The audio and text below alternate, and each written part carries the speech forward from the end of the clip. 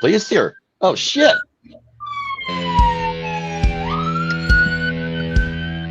Wait a minute. What the fuck? You guys hear that? The hell is that? I don't know. Holy shit. What is that? Nah, bro. Oh no. Can it be? Ladies and gentlemen, The we legend. have the legend, the greatest WCW World Heavyweight Champion. Ric Flair got shit on this man in history. The greatest writer in the history of professional wrestling. I give it to you, my good friend from the brand, Vince fucking Russo. Welcome to the show, Vince. Yay. Well, Vince. In the house, bro. A lot of people in the house, man. Yeah, Vince, welcome to Irish Whips and Arm Drags. How you doing today, my friend? I'm doing okay, man. How's everybody here doing? Doing Awesome. fantastic. Good. Wait for Yeah, my we're computer to Solid. roll. Mm-hmm. All right, so we're just gonna jump right into it there, Vince. We'll do like a simple Q&A, shoot the shit. You can say whatever you want on here, no filter, handcuffs are off. So Vince, let's start with a basic question for the fans here. How did you get involved in the wrestling business? For those that don't know. Oh God, bro. I had a couple of video stores on Long Island that were doing really, really well until Blockbuster came into play. Blockbuster came into play and the writing was on the walls. So I had to find a new job. And I thought wrestling, sports entertainment might be a fun field to get into. Nice, nice. All right, so Justin, before you gotta go to work here, let's go to you next. You said you had a question or two that you want to ask Vince before you got to go. So take it away, Justin. All right. Hello, Mr. Russo. My name is Justin. And How you doing, Justin? yeah, I have a question. This goes back to the Attitude Era. When you were still writing, did you write that character transition change for Undertaker in '99 when he was the dead man to the American Badass? When he and Paul Bearer were still leading the Ministry of Darkness to them wearing like street clothes, like biker clothes? Were you writing that character transition? I took him kind of from the Undertaker to the Ministry of Darkness, and that's where I left off. After that, he did the biker gimmick, even though years before, when I was doing the WWE magazine, we actually did a photo shoot of Taker as a biker. That was on the cover of the magazine. God, bro, probably in maybe 95 or 96. Oh yeah. Yeah. So Yeah, was around that little- time. That was a little foreshadowing, maybe, of things to come. Yeah. Absolutely. Justin, do you got time for one more if we got to go?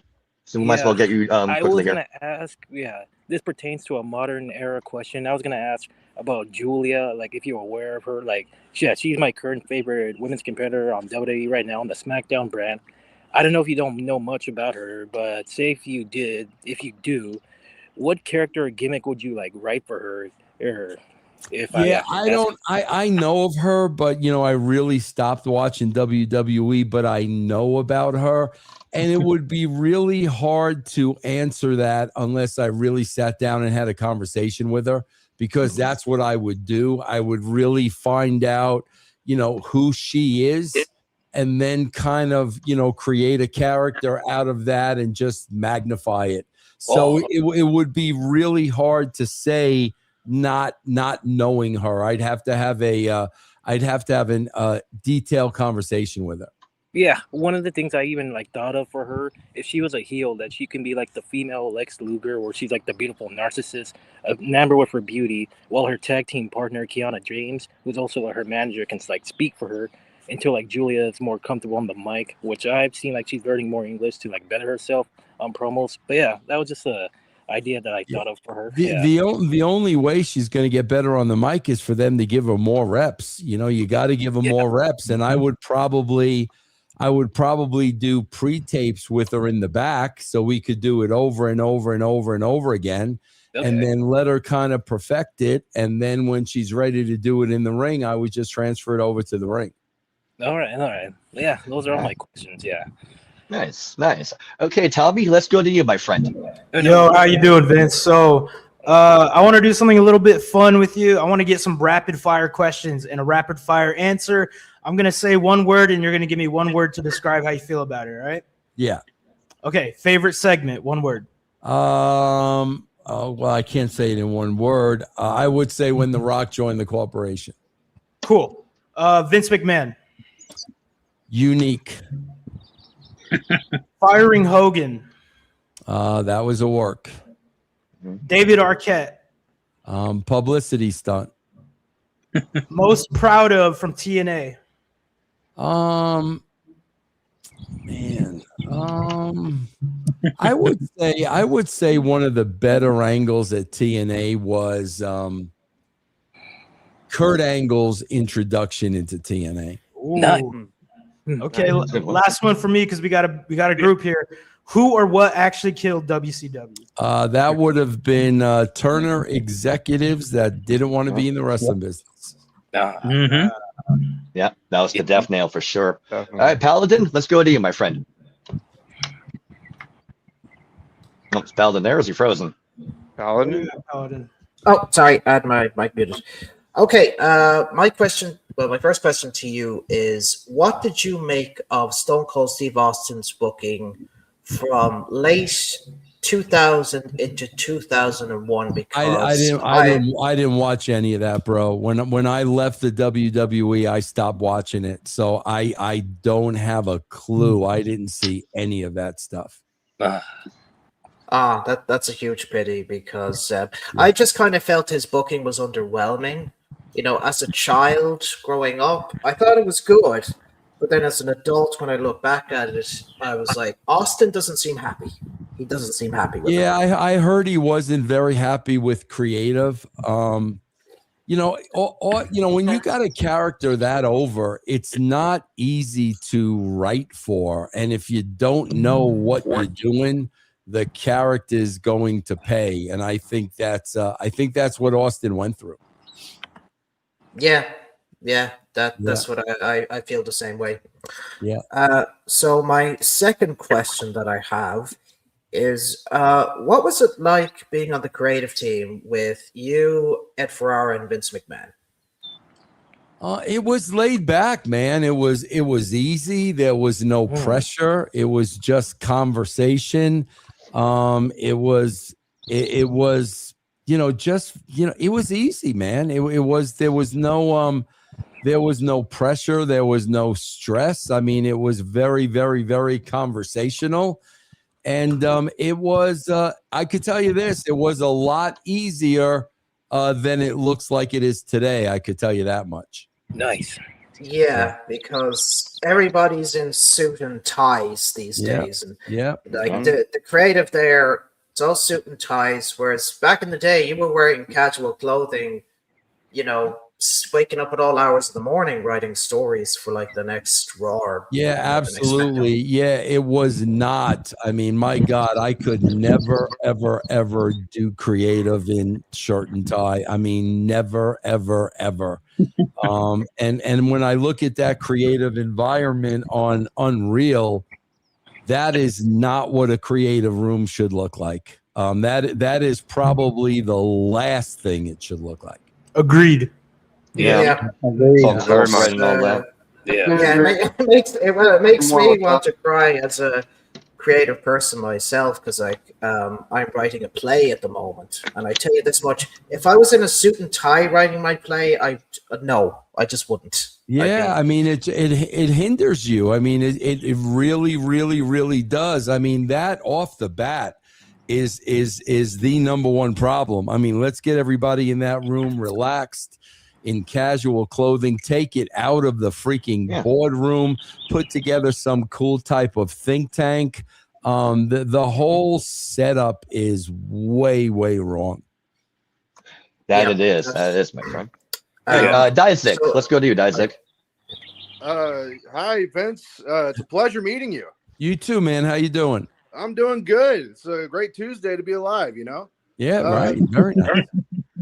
I have a kind of a weird question. I was always curious about the Brawl for All and what the creative process behind the Brawl for All was. I was under the impression that there was some sort of beef with JBL, but I just wanted to see like what your thought process was and what the overall like consensus behind the scenes was behind the creation of the Brawl for All? Yeah, there was no heat with JBL. As a matter of fact, I just did a show with Kevin Kelly yesterday for my YouTube channel that is going to be up on YouTube, where Kevin Kelly 100% confirmed the conversation took place. Nice. So it was basically, I was backstage at a show. It was me, Kevin Kelly at JBL, and JBL made the comment that if this were real, I would kick everybody's ass. And, I said to myself, really? Because you got to remember, man, we had back then, Shamrock, Blackman, Severn, we had Bob Holly, and, Dr. Steve Williams. Yeah, exactly. And for JBL to say that, so I went and I kind of told Vince about that, and I kind of pitched a Brawl for All concept, and Vince went with it. And from there, I actually think JR and Bruce laid out the matches. They contacted the people, asked them if they wanted to be in it. So, my whole participation in that was just pretty much pitching it to Vince. Nice. And as far as writing goes, how do you like do you guys, whenever you're writing wrestling shows, do you write scripts? Do you write segments? Like, how does the process of actually doing the task of writing for material for the show, like, where I was always curious about that. And so since you're one of, I guess, the most prolific writers in professional wrestling, I wanted to see like what you would do. Like, would you set up a Word document, or like what it would look like? Yeah, I'll usually. Yeah, I was just doing it today. It'll usually start like with some notes.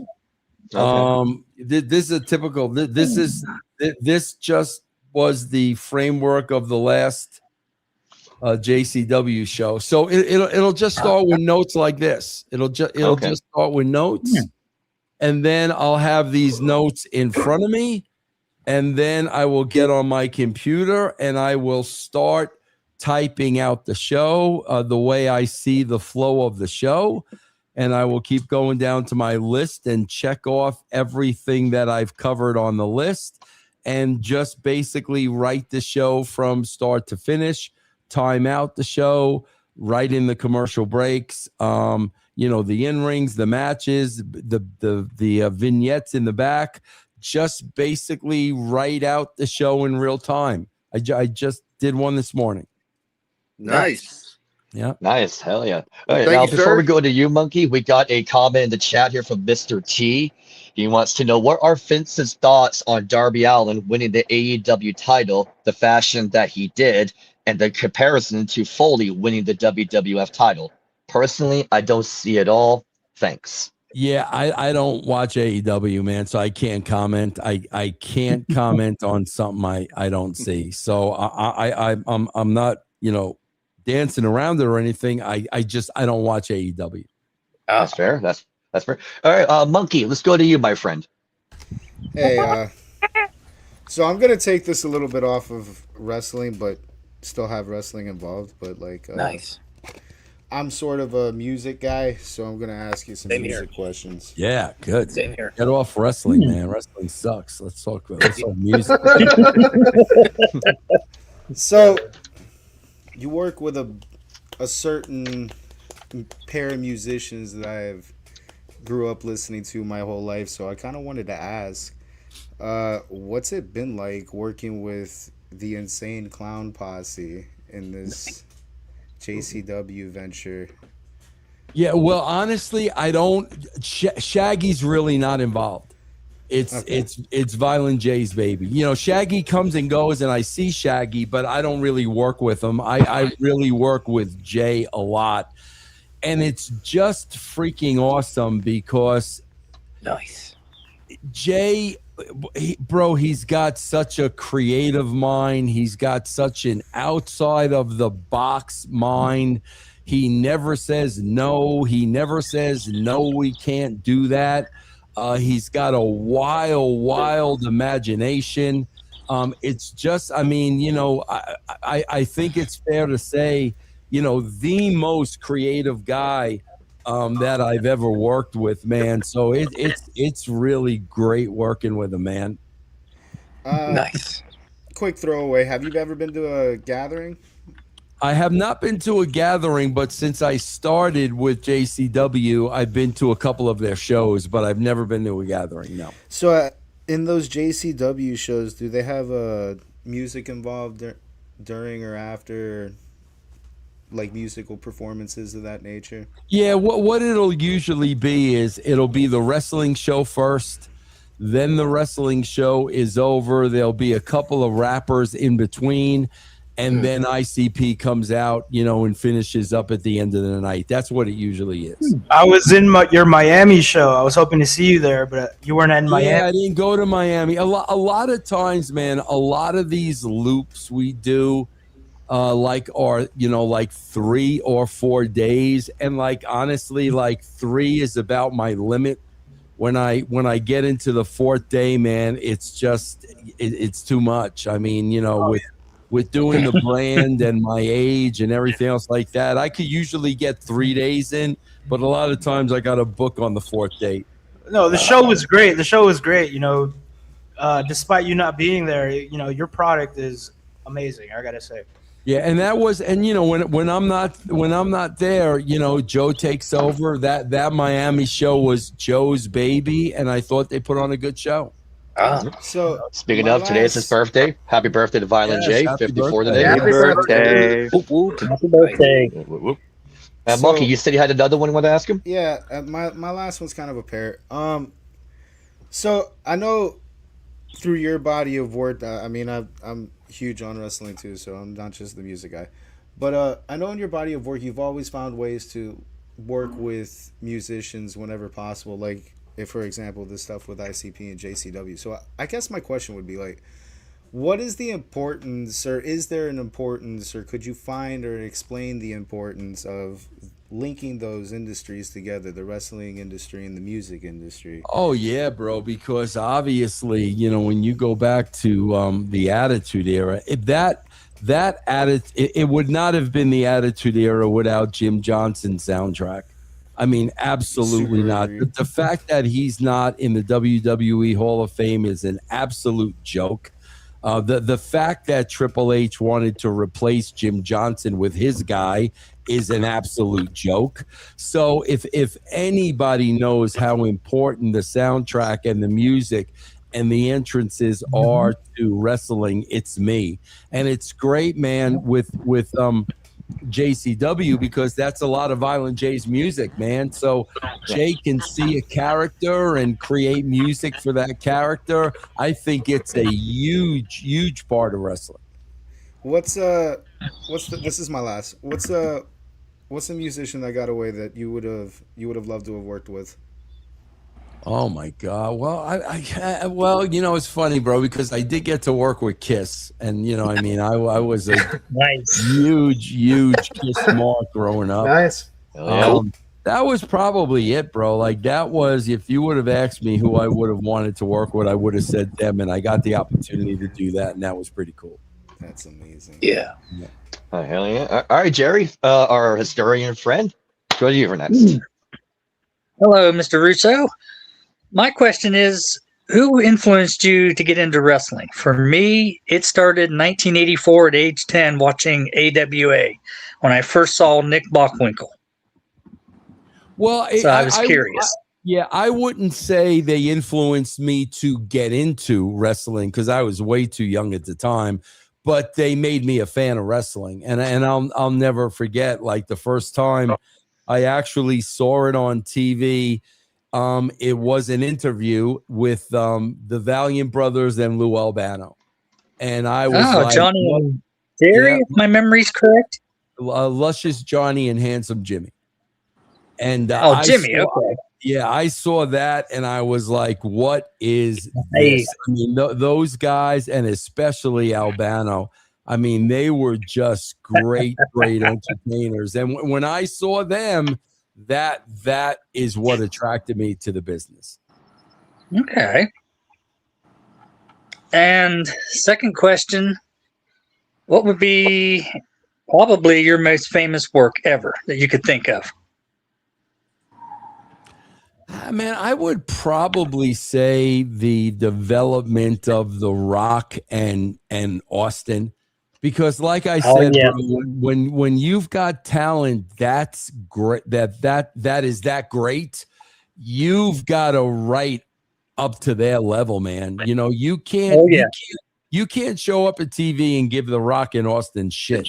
You know, you've got to give them good material. So being able to kind of meet them at their level from a writing perspective, I mean, that was pretty cool.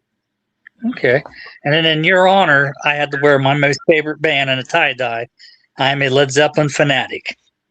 Oh, wow, very nice. That's not my favorite band, though. Well, I know, but we both are Kiss fans, also Black Sabbath fanatics. Yeah, well, I'm a big I'm a big Beatle mark. I mean, they'll see, my sister would love you. Yeah, because yeah. So I had an original copy of the White Album my uncle bought brand new in 1970, and I gave it to my sister as a Christmas present.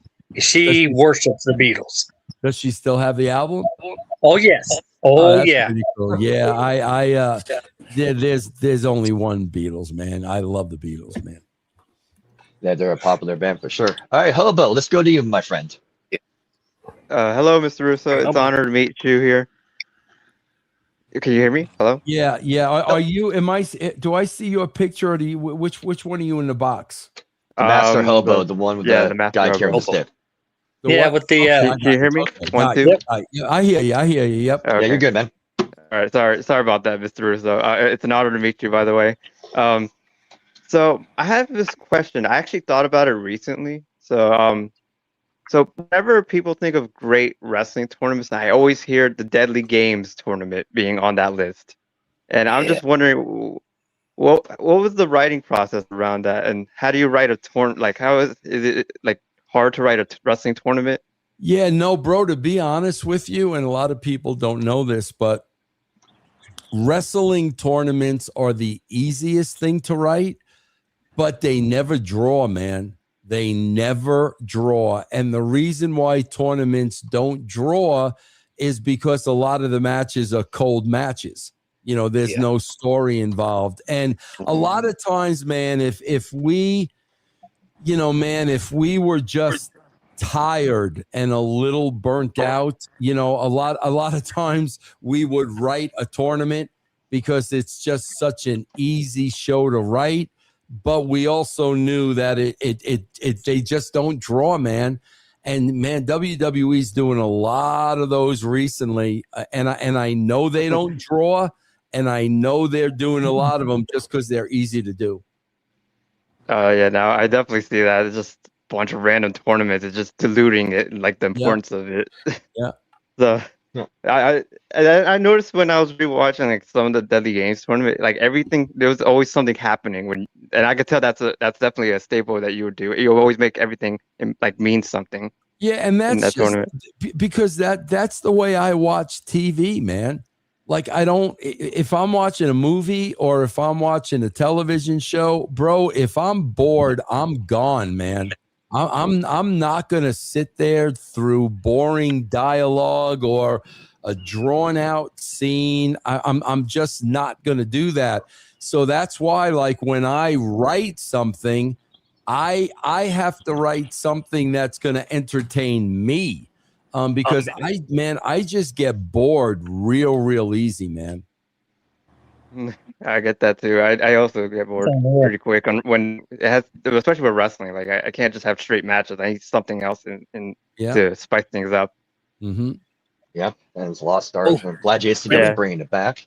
Yeah, Chris, let's go to you, Chris. Brendan, I have to go. Yeah, I have to go back to work right now. But yeah. All right, Justin. Thanks for coming on. Bye, Justin. Thanks for coming, bro. Good to see you. Yeah, the working man, good boy. Go make some money, bro.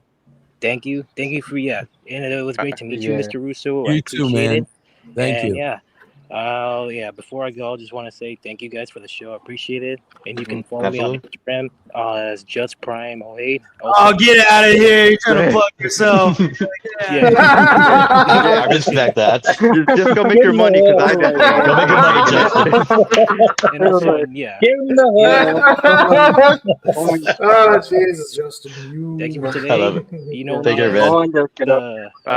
the Prime Swordsman, etc. Right there. Take care. All right. Take care, Bye-bye. man. All right, on to next. Hi, Chris. Welcome. Good to see you. Chris, your turn, my friend. Yeah, good to see you guys though, and for you, Vince. Though, like it's a really honor to meet you. Though it really is.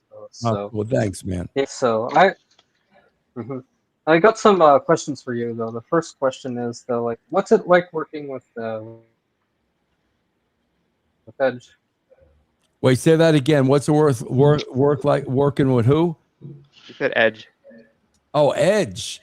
Man, Edge. Adam was always I worked with him early on, you know. I mean, I kind of came up with the name Edge and those early vignettes and stuff. He was always a quiet, laid back dude back then. You know, I mean, I know, after years and years and years, he came into his own. But back then, when I was working with him, both him and Christian were really, really quiet and laid back guys when I first started working with him. Okay, great. Nice. You know, want to ask him, Chris? Chris? Yeah, probably. Let's get the chat ready here.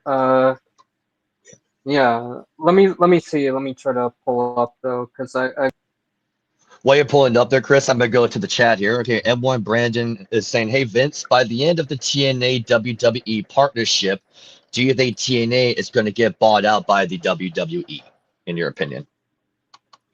I mean, I wouldn't be surprised at that at all, you know, and I don't know if that's part of the game plan or what, but I would not be the least bit surprised if that happened. Yeah, it is a small possibility here. And we got Mr. T says, what are Vince's favorite songs or albums from Kiss, and why is it The Elder? Good album too. I'm an Elder Mark. It's not The Elder. Man, The Elder gets so much hate. It does, but it's a great album. It's just not a Kiss album. I really don't think it's that bad. Believe it or not, man, my favorite Kiss album is the only Vinnie Vincent album, man. I love Lick It Up. I think Same here. Creatures of the Night and Lick It Up back to back. I think those were the two best Kiss albums. First time I heard I Want to Hear It Loud, the hook was in. Yeah, that's a great song, man. Great concert song, too.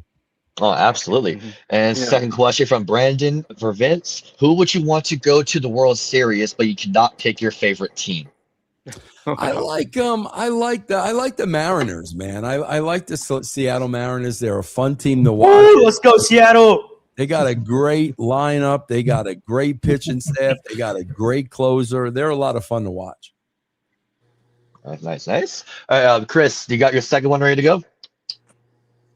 Yeah. The second one was just like, what do you hope to achieve though? Like, my second question is, what do you hope to achieve though? Like with the deal with JCW and AEW. I mean, I would love to work with them. You know what I mean? I would love a talent exchange or maybe some type of interleague angle. I would definitely love to collaborate with them on something. I would definitely be interested in doing something like that.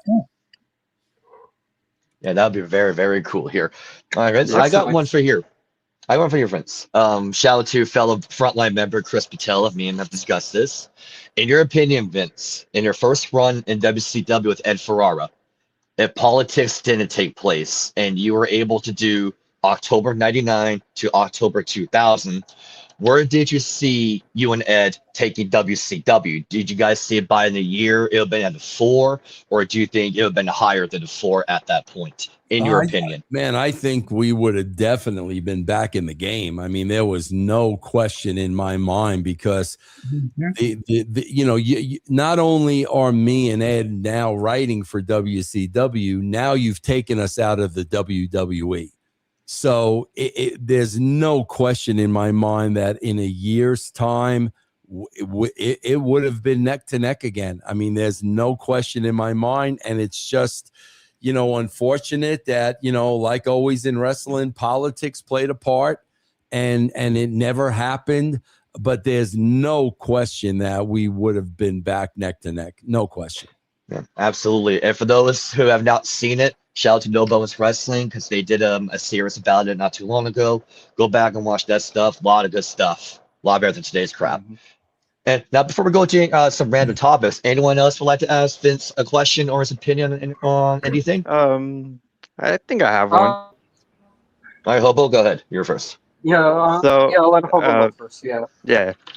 All right. Hey. Oh, by the way, hey, Chris. Anyways, Mr. Russo. So I've heard recently that you're a big fan of Randy Savage, who is my favorite wrestler. I'm just wondering, have you ever really done a lot of work for him or anything? Oh, bro, one of the first things, man, I did when I got hired by the by the magazine, and I made sure this happened because Randy was my favorite wrestler of all time. I went to his home in Treasure Island. I spent time with him there. He took me to dinner at his parents' house, when his dad and his brother was still alive and his mom. Wow. I got to eat dinner with the whole family. Wow. I went jet skiing with him. It It was phenomenal, man. It was a great memory. I'll never ever forget, man. It was a great experience. You're lucky. I wish I got to meet him, but he passed away before I could. So great. Rest in peace, Savage. Yeah, one all-time great for sure. All right, Chris, you said you had another one? Or Yeah, Chris? I think I have another one though. Chris, can you hear me? Go ahead. Yeah, I'm still here though. Like I have a third one. It's kind of a little bit related to like what Justin had commented though, but it's basically like with a female wrestler that I. Yeah, like the question that I have like is pertaining though is like one of my modern favorites in terms of like the chicks though. Like if you don't know what her name is JC Jane though, and she was recently brought up to SmackDown on Friday though, and a year ago, but she was like NXT Women's Champion and TNA Knockouts Champion, and I'm curious, Vince, to see if you know her and if she were in JCW, how you would book her. Was she one of the three girls that they brought up yesterday? JC no, on Friday. Yeah, it was on SmackDown. I think. Was she one of the three? Was she one of the three girls? Didn't they bring up a crew of three girls or something? Yeah. Yeah, because Full Roca is on Raw. Yeah, Fatal Influence. Yeah, so she's a part of that Fatal Influence. Yes. Yeah, they don't know how to do anything. They bring up these three girls, Fatal Influence. It's the Riot Squad 2.0. I don't know who any of these girls are. They all look alike. Bro, that's not how you write TV. Guys, you will see in an upcoming episode of JCW, Vito brings in his new crew. And in the very first vignette, we know who Vito's crew is. We know their names. We know the personalities. We get that over in the very first vignette. They bring these three girls on television. Again, Riot Squad 2.0. They all look alike. They all dress alike. Not one of them stand out. Bro, that's not the way you write good television, man. At that point, everybody's just a wrestler. That's true. All right, we got someone that you met in Vegas who is a friend of ours on the channel. Oh, go ahead, Chris. Okay, sorry about that though. It's just that she's like my favorite though, and bro, you got to understand she's probably your favorite because you watch NXT. You can't assume everybody watches NXT. I don't know who this girl is. Right. Yeah. So, I mean, it's a niche market there. So I'm not knocking her. All I'm saying is the way they introduced those girls, none of them stood out. That's all I'm saying. Yep. All right, we got a friend of ours that you've met in Vegas, or Vince. Yeah. Hang on, Chris. I got reads in chat. You met our friend Cheyenne in Vegas. She wants to say, "Hey, Vince, it's Cheyenne. It was so nice meeting you in Vegas." She's a friend of ours, and she got to meet you. That made her very I happy. remember Cheyenne because Cheyenne had a big personality. Cheyenne was unique. When you said that, I knew immediately who Cheyenne was. You know, Cheyenne, she was unique. She was different. She had a big personality, and nice to see you again. And she said, Brandon, that you wouldn't allow her on this show. Oh, is that true? Well, we're full. Well, sure, welcome. Is that true, bro? That you wouldn't let her on this show? Why wouldn't you let her on this show, bro? Hello, I guess. Brandon, hello. Why wouldn't you let her we have full? Oh no! Oh wow! I say we have full slots. Brandon, answer to Vince. We got 1, 2, 3, 4, 5, 6, 7, 8, 10 people are allowed on this stream. Yeah, and we had a full. Come on, Brandon, I mean, okay, step on the Shy, if you ball. want to join, bring her on now. Bring her on now. All right, I'll send the link here. Cheyenne, I'll send the link. And give me a second here. Now, Oh I yeah, have I a forgot. question, Justin Vince. just left. I have a question for you, Ben. During the territory days, what was your favorite territory to watch? Oh God, man! I was always obviously I was always a WWF guy, but I would love I would watch Gordon Soley, from down south. One of my heroes. I used to love watching Gordon. So that was probably my second favorite. Okay. See, for me, I started with AWA, worked my way into world class, and then got hooked into Mid-South / UWF, which then led me to my ultimate wrestling hero, Dusty Rhodes, in the NWA. And then a year later in 85, I saw my first WrestleMania. And I became a Hulk Hogan and also a Roddy Piper fan, fellow Scotsman.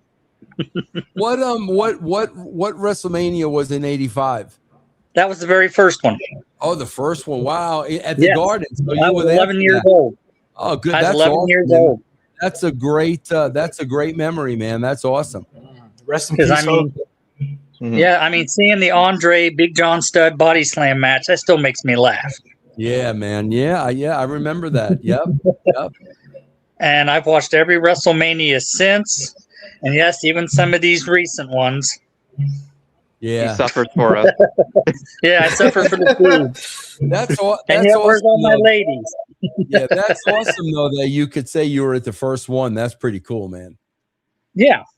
Yeah. And like I said, I'm only 52 and I've been watching wrestling now 42 years. Yeah. Yeah, that's awesome, man. That is awesome. Yeah.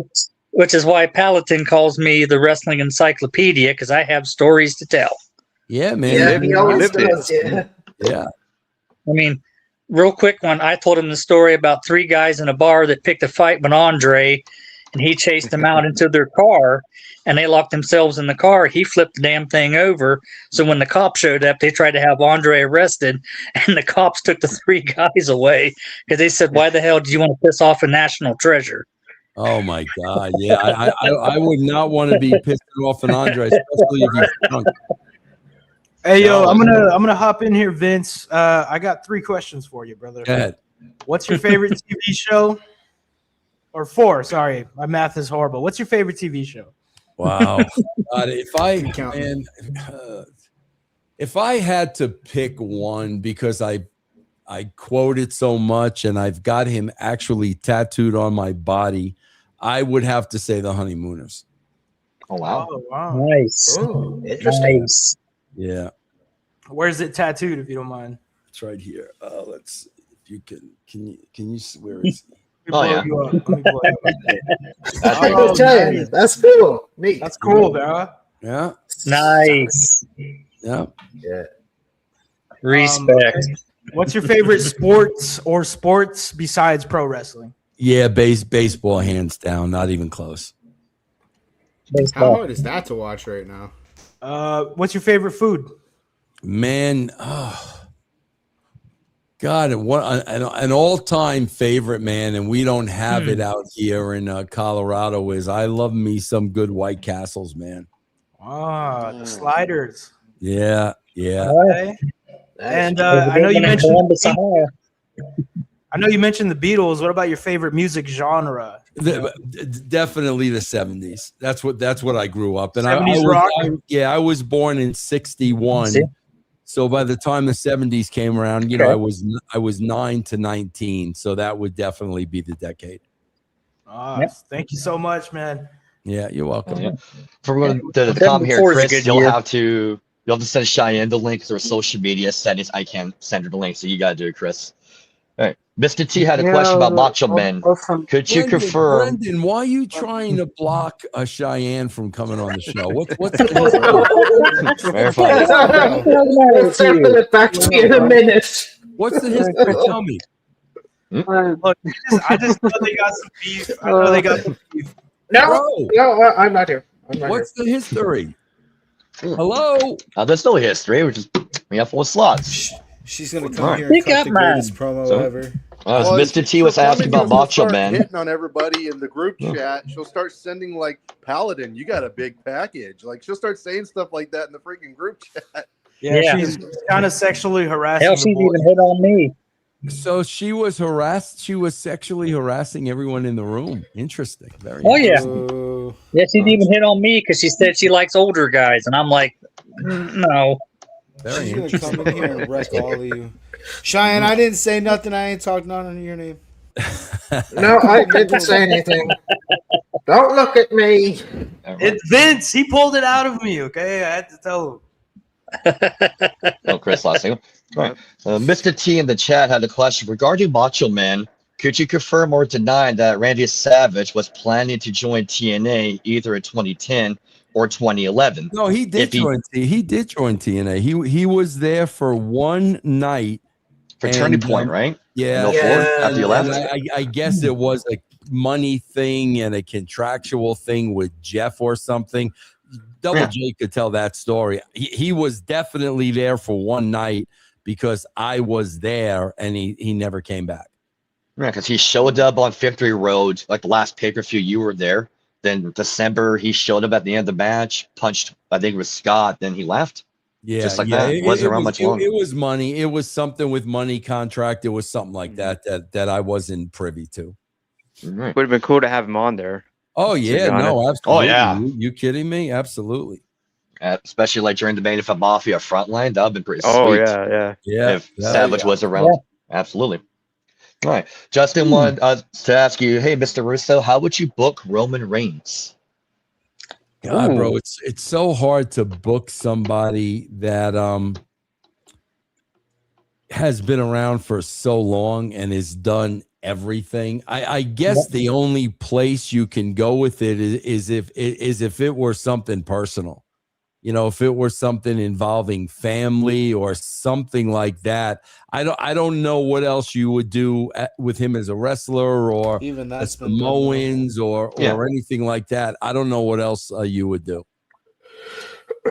Hey, see, Cheyenne, did I not tell you I was going to get you on the show? Yeah, thank you, Vince. Did I not tell you? I don't know what they were talking about when I was in the chat. I don't know what that was, but that's not true. The gas. Hold on, Cheyenne. Let's get to the bottom of this now. Everybody else quiet. This is between me and Cheyenne. They said that you made them feel very uncomfortable with sexual suggestions and innuendo. Is that true, Cheyenne? Hold on. Check the witnesses. That's not true at all. First of all, I'm a teacher. Why would I get on this? Nobody in here is my type, and I don't have to. So that's just a crazy. Like that's an illegal thing. Like anybody saying that, that's just not. Like, come on. Okay. That's not what my DM said.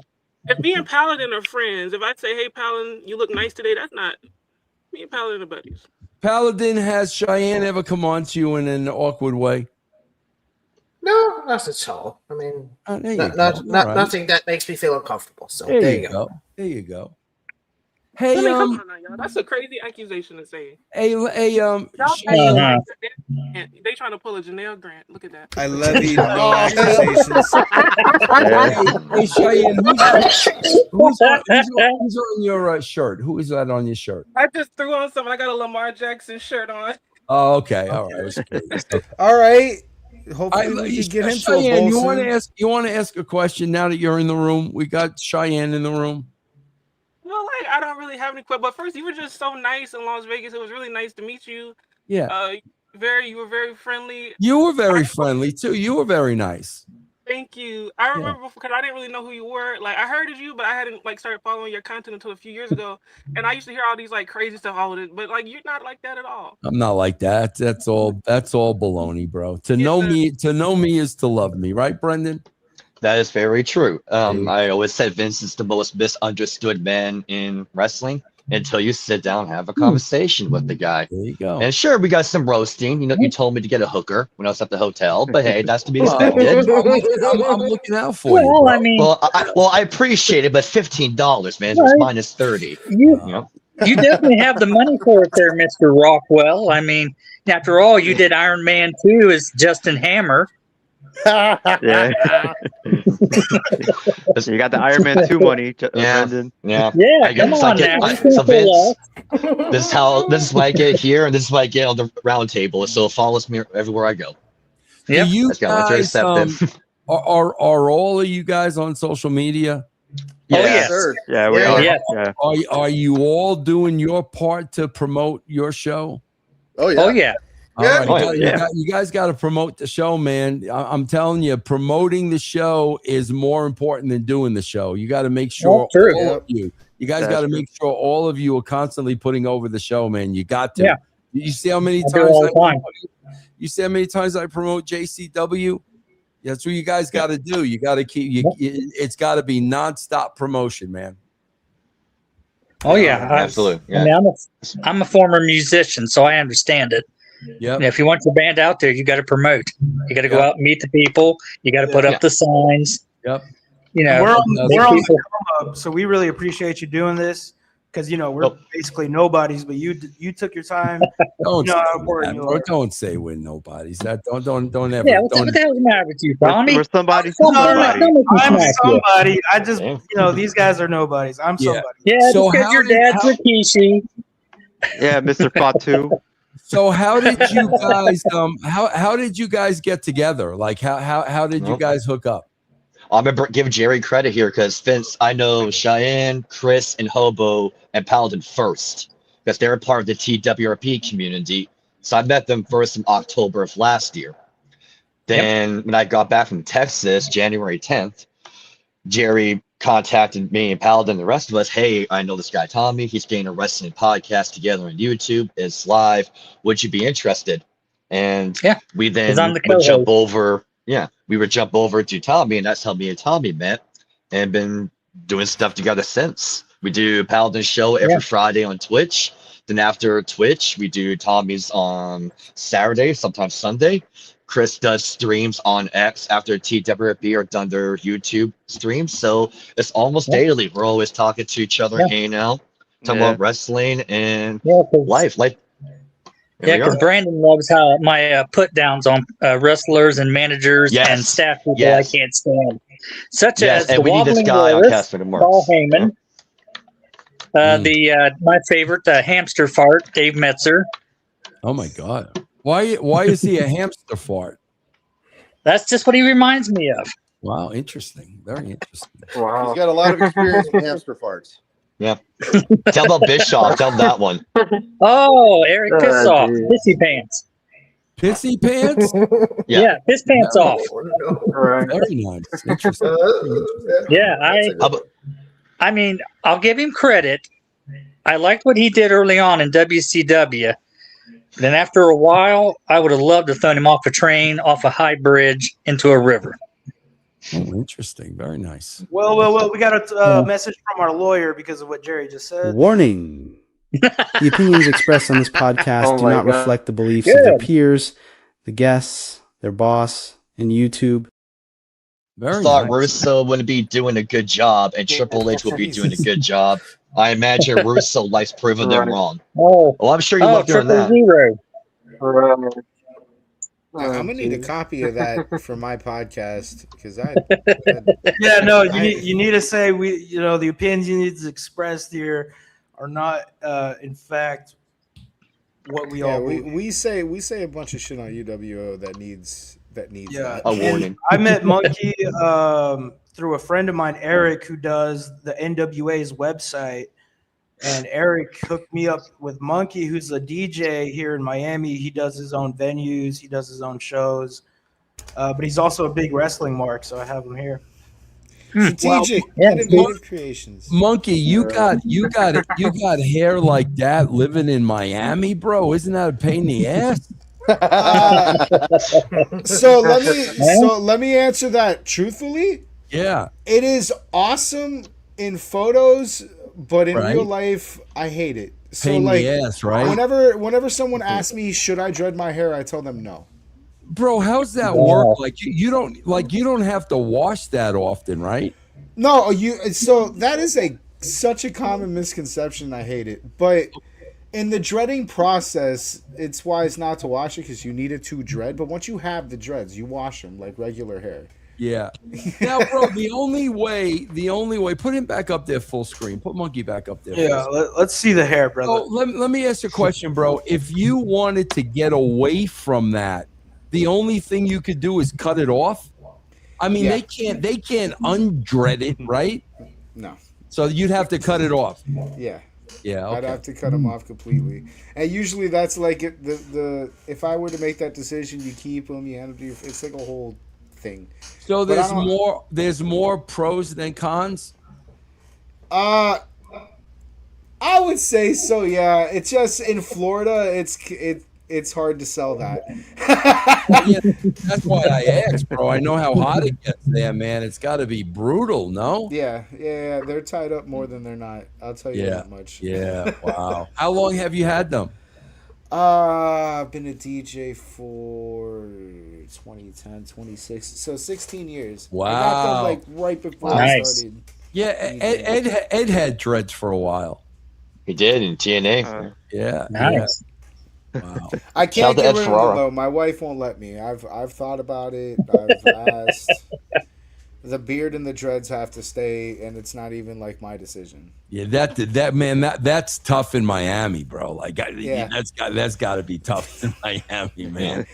Going to Dolphins games like this is hard. Oh, I can imagine, bro. I can imagine.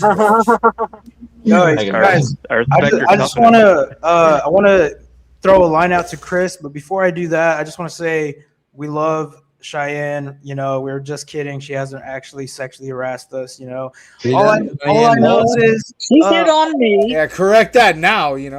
She's a very funny person, and she's joking around when she's making comments like that because she's come on to me a couple times, and I know it's all fun and games. Oh my Lord. I can't blame her. I'm very, very attractive. Oh my God. That's because Rikishi's your dad. Yeah. Tommy No, fought too. I want it on record. I said nothing. So when you go to kill all these people, I'm not the one. No, Monkey, you're good, bro. Brendan and Cheyenne, we need to squash the beef right now. The beef is squashed, okay? I don't have a beef. I'm just here playing the class. Hey, Cheyenne, is that a cat you got walking around there? Yeah, my cat named Bacon. Show me your cat. What's the cat's name? Bacon. Bacon. Wow, that's what breed is he? Oh, Bacon. Oh. He's a 13-year-old cat.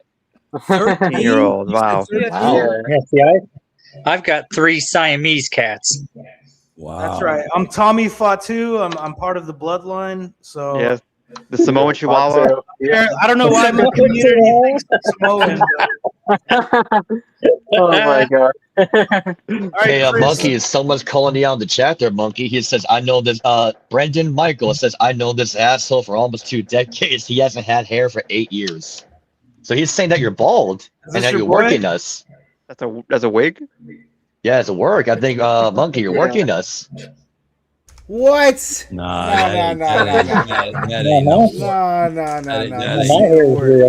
That's the real deal. I do have one question Vince, do you remember the New York Rules match from WCW? Are we gonna see that in JCW? What was that?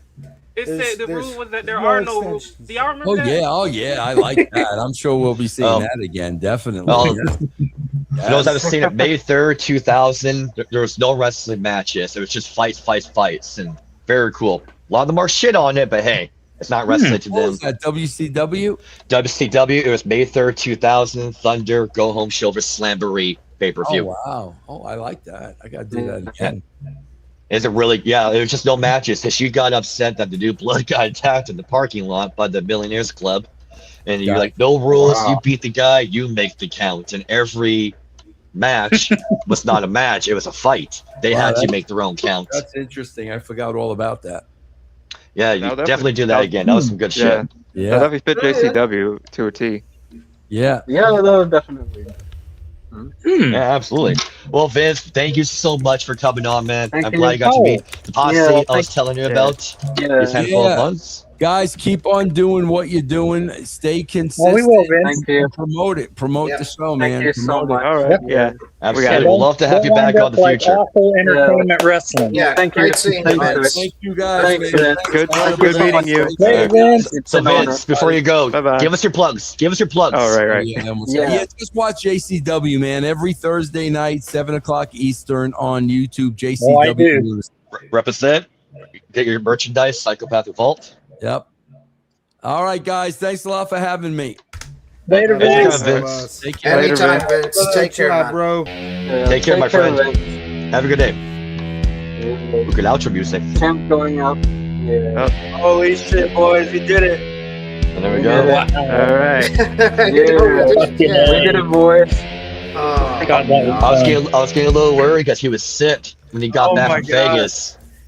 All you motherfuckers said I was trolling. All you motherfuckers said you don't know Vince Russo. Motherfucker, what did we just do, bro? Now we all know Vince Russo, bro. Oh, dude. Yeah. Oh my god. That's cool. Well, there you go, guys. Yeah, meeting. Ah! Brendan, I love you, bro. Brendan, you made this You're happen, welcome. bro. You're welcome. Yeah, I promise you, bro. Everybody, thank Brendan. Brendan. Thank Brendan, bro. Thanks, Brendan. Thank you, Mr. Rockwell. Means a lot. Yeah, thank you. Oh, wait, Thank let me you. turn Wow, it off. boss. absolute Thank you. pleasure. There we go.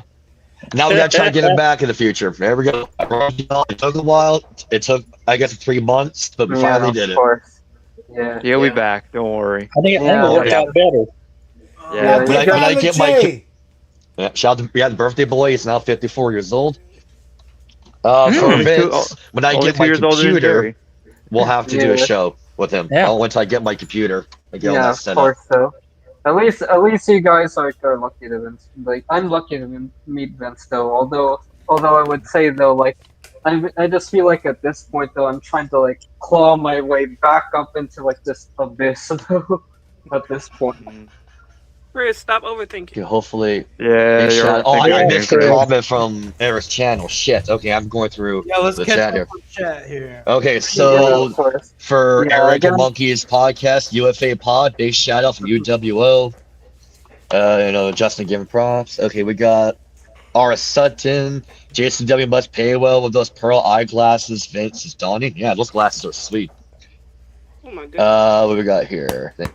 What we got here? Brandon, Tony Khan next. Oh, geez, if I can pull that on my ass. We'll see if the relationship goes through. Maybe I'll see if I can do that. That might not Maybe. be as friendly an interview because I'm gonna have a lot of problematic questions for Tony. I think I may not be a fan of AEW, but I think if we ever hypothetically No, I'm had just gonna Tony Khan, ask. I would just shoot the shit. Just Yo, gonna ask some You questions. look No, like it is. Boris. Apparently. All right, you know what? I'm gonna log that as the first. I usually got Jonathan Davis and Post Malone. Like Jonathan Davis back when my shit was shorter and I had the Okay. little goatee thingy. And Yeah, I can see that. I had a guy actually take a picture of me thinking I was Post Malone. And Really? I did take the picture with him because I knew he was gonna post that on Facebook and someone was gonna tell him that's not fucking Post Malone. So he's gonna think on me. That guy actually took a picture of me. What a fucking asshole. Oh god. Yeah. I have to say, I was quite surprised he didn't see Stone Cold's booking from 2000 to 2001. But And if he was at WCW at that time, then when he left WCW, he didn't watch wrestling until he went to TNA. True. Yeah, he was busy working too. Yeah. Because after WCW, he had a music shop he was running. And remember, he used to say Vince McMahon never used to watch other products, and maybe he was doing that too. That's true. Yeah, Vince McMahon never watched ECW. He never watched WCW. He had people like Jim Ross had to sell Vince McMahon on Mick Foley for years because Vince just didn't see nothing in him. Same with like the Dudley Boys and Taz. Russo had to sell them to Vince McMahon. Vince never watched that stuff. He had people doing it. The only booking question I would have ever asked him was if how he would have booked a New Jack, because that would have been a funny answer. But I mean, did you watch his stuff in TNA? In 2003 with Shark Boy, Russo was writing that stuff in 2003. It was great. It was comedic gold right there. Oh, when they're in the kiddie pool doing the horseshoe, the Hulk hand. Yeah, I like a New Jack. You don't understand me, boy. Black people don't play no water goods. Last night they put us in a boat. It wasn't fun. I'm not getting no damn pool with you. Wait, I gotta do it? Fuck. Oh, true. Okay. That was classic shit. Yeah, New Jack was awesome at TNA. I wish he stuck around longer, but he didn't. Yeah, it's a pity. Long enough for me to know, because I'm learning about it now. Now I got New Jack to watch. That's my favorite guy, dude. New Jack. You watch the old TNA stuff then. New Jack in there. And he was one of the. Yeah, he was, and plus he was one of those wrestlers that he didn't give a fuck, to be honest. No. Oh no. He just because he knew if he did go up north, they would have watered him down so much. He just would have been like, "Fuck this shit, I'm out of here." Yeah, the money. He'd rather be himself than give in to the money. Yeah. That's why he never went to the WWE, because he knew if I go to the WWE and they trademark my name, I'm not going to make money as Jerome Young. New Jack is the name and draw. He was smart about that. Thank you, Mr. T. You're right. Howard Finkel was another one that watched other stuff. So thank you, Mr. T. I forgot about Finkel. Yeah, I loved him, and I loved when Finkel and Tony Chimel had that tuxedo match. That was so funny. I remember when I'm taking my job back. I am a warrior, and he tries to attack Tony Chimel, and then Tony proceeds to kick the shit out of him on that SmackDown. That was fucking hysterical. Or do you remember when he was like Jericho's stooge at one point? Yeah, because he believed Jericho was going to save his job. He was going to save the WWF. He had to carry his bags and slap Shamrock. It was similar to Ralphus, the stooge he had in WCW. Oh man, Ralphus was great. Ralphus and Jericho and Norma Smiley were great. Yo, what do you say about OJ? Oh yeah. Oh, okay. So on Smoky Mountain, Jim Cornette told him to do it, and New Jack's like, "Are you sure?" Cornette, yeah, go for it. So New Jack cutting his promo. Then he goes, "I want to give a shout out to my man, OJ Simpson. Keep up the good work, brother. That's one less to worry about." Applying like the trial. Yeah, he got so much heat for that, man. Yeah, and Cornette told him to do it, and he's like, "Say something about OJ." And New Jack's like, "Are you sure?" One of my favorites is Gypsy Joe. Oh, when he almost murdered that guy? Yeah, that dude was old, right? Yeah, when he beat the old dude, because his gimmick was he didn't feel pain, and then he just was going to diss New Jack, and New Jack's like, "Nah, you're going to feel pain tonight." And then that crowd was like very racist, so they were dropping hard R's, and every time he heard a hard R, he beat that old man even harder. Well, I guess that old man's gimmick died that night. Yeah, no, I think that was it for him after that, dude. Like, I think he retired. Yeah, he had to, because he did get the shit beat out of him. Yeah, he was very bloody. I remember. I don't think you could sell. I didn't feel that after all of that. You know what I'm saying? Yeah. No, you're feeling that for at least a week or two. Or him almost murdering, what's his name? Vic Grimes at SPW. Yeah. When he threw him off the fucking scaffold on the top. Or the mass transit incident. Remember that? Oh yeah. Hunter Red's story is fucking hilarious too. When he stabbed the guy like 100 times in the ring, legitimately trying to kill him. Like, he stepped on his head trying to bleed him out. And he went to jail for it. And the guy didn't want to press, or the guy chose not to press charges because he had to deal with New Jack that if he got out, he would take him on tour, teach him how to wrestle and all that. And then New Jack's like, peace, never went back to Florida, never talked to him again. All right, I forgot, Justin. That is true. That was discussed. So Justin says New Jack was supposed to be in that stabbing angle with John Cena and Carlito back in 2004 on SmackDown during the Ruthless Aggression era. Yeah, that was the angle they're gonna bring New Jack in, and that's when New Jack didn't go. that would have worked. He would have stabbed him for real. Yeah, he would Yeah, shoot on him. yeah, he was just like, Buster. No, look at this comment. Is this a juvenile detention center reunion panel? Yeah, Damn right. Yeah, and the of mental course. facility facility reunion. Oh yeah, we're all crazy. what are you talking about? I was.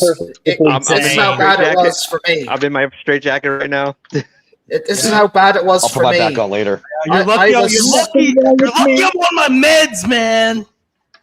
You're lucky. No, the thing about that's right. John's Hannibal Lecter. The thing about me, yeah, but the thing about me is, it was so Not bad that my parents had to keep me in a dark tunnel so I wouldn't get out. I guess As Tommy's soon the as I Samoan did get psycho now. out, as soon as I did get out, they're like, "Oh Jesus, he's back." Dear, you forgot to close the door, didn't you? Fucking need you. I'm in my. Now that we're done right with now. Vince, there should we? Is there topics you guys want to discuss? Since Backlash is around the corner, or are we gonna call it here? We never can just discussed the keep follow-up. chatting. I don't really have any topics, but you can, if you want to just shoot some topics, might as well. I mean, Well, we got Backlash in 11 days. Oh boy. Yeah. We watched Yeah. Raw last night. We could talk about Raw last night. We all watched it, or like No, I didn't watch it. real quick. I just want to give a shout out to my niece who is turning 5 on Friday. So big happy birthday to Happy her. birthday. Happy birthday. Happy birthday. Not a kid-friendly show, so I don't know what your Uncle Paladin is. Yeah. And And also, What was that, Chris? yeah, and also, I would also like to give a shout out to my brother. I would also like to give a shout out to my brother too. Though, like yesterday was his 25th Happy birthday, birthday. Enrique. Yeah, Happy he had a birthday very to you, explosive birthday.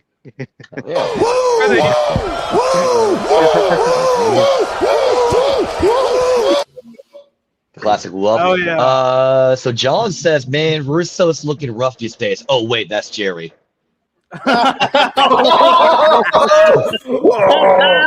Fuck you, John. Shots have been fired.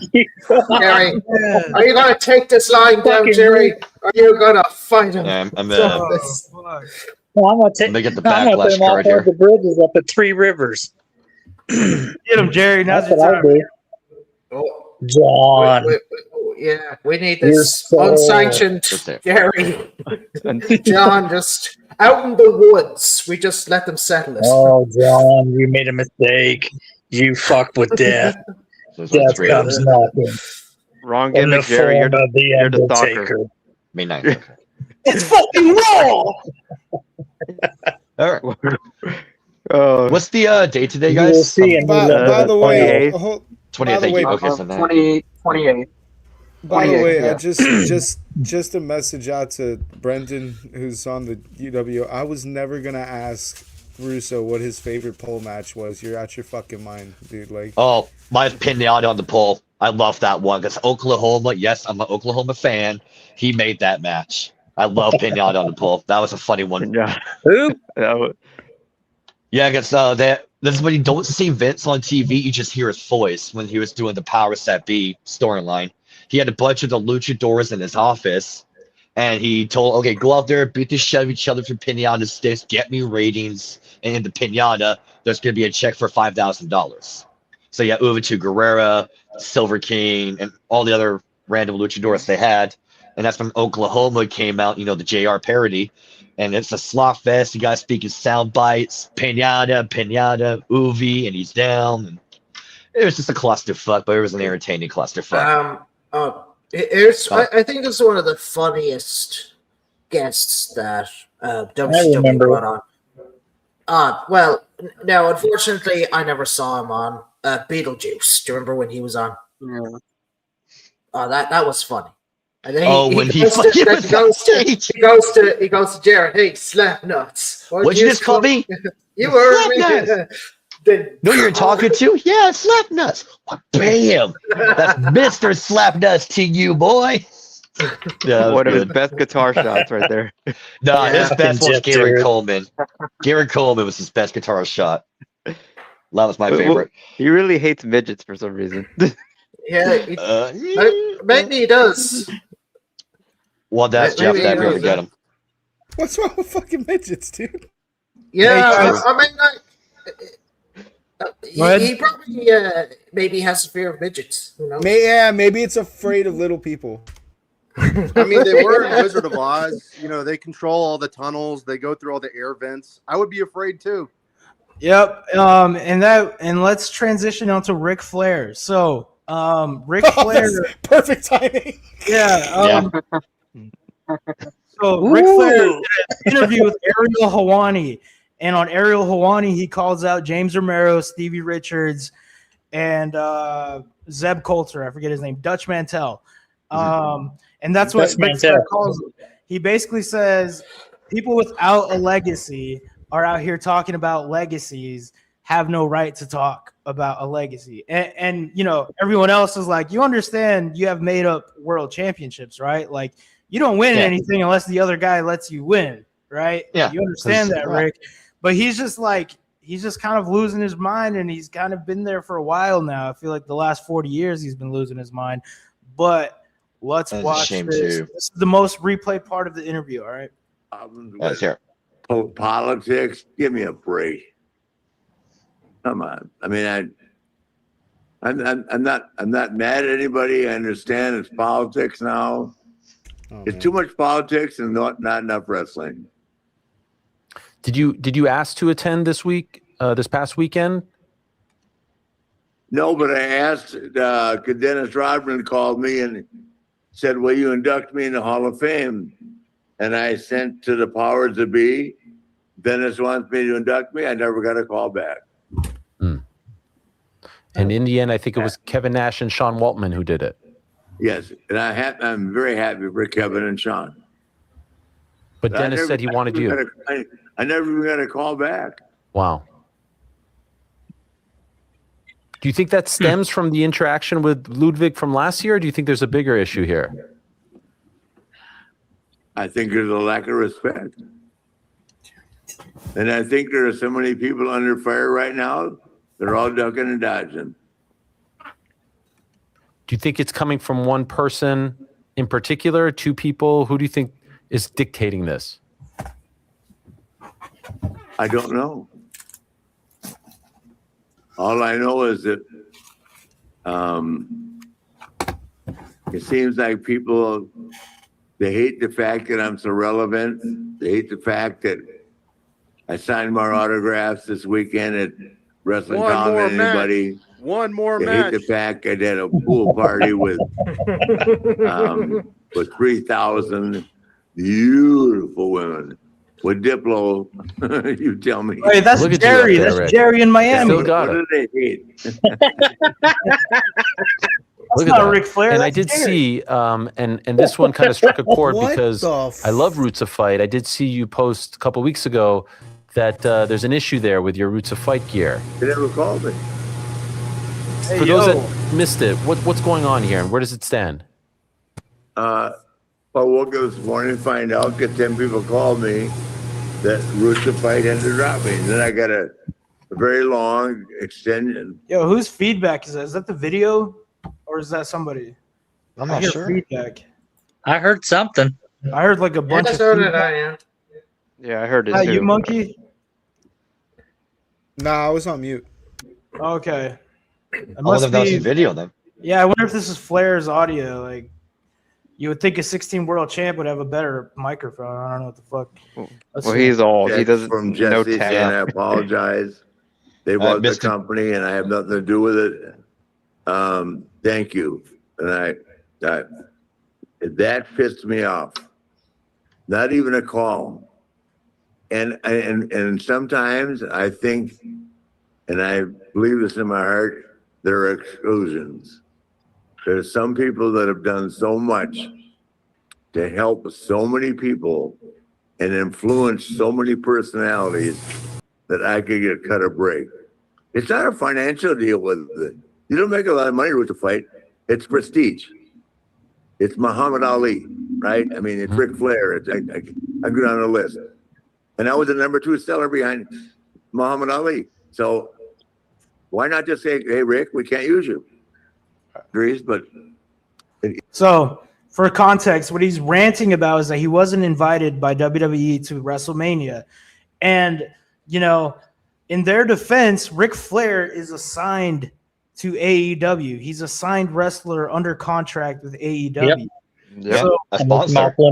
through his fucking mind, he can't figure out, and he's like, maybe that's what he means by politics. It's like, because I'm in AEW, they won't let me on WWE anymore. And it's like, I don't know what he expected when you jump ship. Like, they did it with Billy Gunn, if you recall, when Billy Gunn was under contract. Well, he still is. But he calls it disrespect, and maybe that's true. Maybe there's a little bit of disrespect, but I also think he's kind of full of himself. You know, WWE has always been like this. I agree. Well, not quite. They did it with TNA. They did it with him in TNA. Rare exceptions back then, at least. Yeah, they did it twice. They did it with Flair and TNA. If you remember that, the Four Horsemen, when Flair was in TNA. Yeah. Dixie led him, and Vince was cool with it. And Billy Gunn of AEW. I think the problem with Flair is, you know, when he was saying he's going to beat up, you know, Luna Kaiser, and he's all those bar incidents were getting public, him drinking in public, getting involved in altercations, one after another. I don't think WWE wants to take that risk. And like you said there, Tommy, he has AEW sponsoring his energy drink. So technically, he's taking a paycheck from Tony Khan. So you got to take that into factor. And with his recent, you know, incidents, he is a publicity disaster. So in a way, I don't blame WWE and TKO not allowing him to show up, because you don't know, is he going to be clear-headed and going to be an adult, or is he going to be a fucking clown and make him and the company look stupid? Right. That's all respect, because he's a great wrestler, one of the greatest of all times. But the last handful of years, man, he's been fucking up and making himself look like an idiot. AEW, so he's contracted by AEW. That wouldn't look good, him attacking a WWE contracted wrestler. No, that's a lawsuit there, Kaiser. It doesn't make any sense, but he seems to think that he should be the exception. But I believe these are his comments on the YouTube podcasters like Stevie Richards, Dutch Mantel, and John Romero. James Romero. I think more than Vince did. We did Revolution, restored my confidence, because Bischoff had completely killed me. So I can't get mad at him. Our relationship, not the same. But he has a lot on his plate. He's talking about Triple H. You know, it's running the WWE and being in charge of this and that, and constantly being scrutinized. I mean, if I look at my page, I get nothing. I get punks like fucking Stevie, what's his name? Stevie Richards and Zeb Coulter, whatever his name is, or Jesus. What the guy's name? Yes, with the big beard. He was with Jack Swagger. Yeah. Opening his Dutch Mantel. I know exactly what you're talking about. For a guy that has suffered serious health problems, not as serious as mine, I would keep my mouth shut. Because if you don't have a legacy, you can't talk about a legacy. And he and Stevie Richards and that little jack-off, what's the kid's name that does the interviews for him? Oh, God. I call him the peanut shell. The guy that does the interviews for Zeb. Zeb, by the way, is Dutch Mantel. I know Dutch Mantel, yeah. Yes. So now I understand. I'll tell you a great story. I love it. Please. We're in Marietta, Georgia. And Lex Luger used to always speak of himself in the third person. And look at Jack Mulligan, who was the agent, and he goes, why would a Lex Luger wrestle a,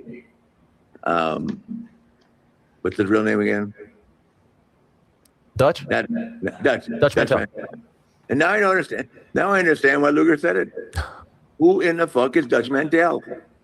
First of all, with serious health problems, that should mind his own business. And Stevie Richards, my little finger is bigger than his neck. So these guys are talking about you online, and it's getting to you and bothering you. No, it doesn't bother me. I laugh at it. That's a lie. It doesn't bother him, but I got to rant about it. And nobody asked him anything. He just said, "This is what I get." He brings it up, and they responded. Ari I want didn't. your guys' opinion. Yeah, and I'll Ari show you guys said what they nothing said. about this. So Rick, have another drink, bud. Like he's fucking loaded. You can tell he's drunk. Yeah, it's concerning. Rick, buddy. But Go ahead, it Cheyenne. sounds like he's just totally, and it's because is he 80 yet or just still in his 70s? I think it's here. Let's see. Let me check He's here. not 80 yet. No, he's still in his 70s. I thought he was 78. I'm checking right here. He looks. He was. He's 77. He just turned 77 back in February. Okay. For a while, I That's thought off by a year. but now I'm starting to realize he's really maybe drunk all the time. Yeah. Yeah, he does drink a lot, obviously. Oh yeah. When I saw him in Las Vegas, he kind of, I mean, of course he's an older man, but he kind of had like a really shuffly walk. Like, Ric Flair? Yeah, he was like really kind of like an old man walk. But I mean, I don't know if that's normal or. It could be a combination of his alcoholism and the wear and tear of wrestling on his body. Yeah. Oh yeah. All those years when he would do that front flip bump off the top rope, he always landed like hard on the hip bone. Yeah. So that could be, all those years doing that same bump over and over. And it was the ring mats were harder back then. Yeah, especially in WWE, they had more of a stiffer like wood they used than WCW. WCW used the lighter, not as hard. Well, WWE, that shit was more harder. Yeah. Oh yeah. It hurt more. So imagine that damage constantly on your hip. Yeah. We already see what Hulk Hogan's leg drop did to him. So that's true. Oh yeah. All right. Well, you guys giving one of his opinions. I'll be right back. He's gonna use the toilet. Yeah, Jerry, I know you. I do. saw you kind of like audibly exhale and groan every time he would mention Dutch Mantel, and he was burying Dutch Mantel. What do you think about that? Because people know who Dutch Mantel is. Yeah, even I know Dutch Mantel. Hell, I've watched him since 1986. And yeah, he's never won some super big titles like Flair, but the man has a history and a psychology to the business that's second to none. I mean, he ranks up there with Piper and Jake the Snake Roberts, and he was a master behind the mic. I mean, that's why Jerry Lawler kept him in mid Southern wrestling for so many years. MSW Mid South, yeah. Yeah. And I mean, yeah, granted, he was never a world champion. Some wrestlers aren't meant to be, but they still make a hell of an impact. And Dutch Mantel was one of those people. So I was like, wow. I wonder if maybe Flair's a little bit jealous that Mantel has a better retirement plan than he does. Maybe I don't know.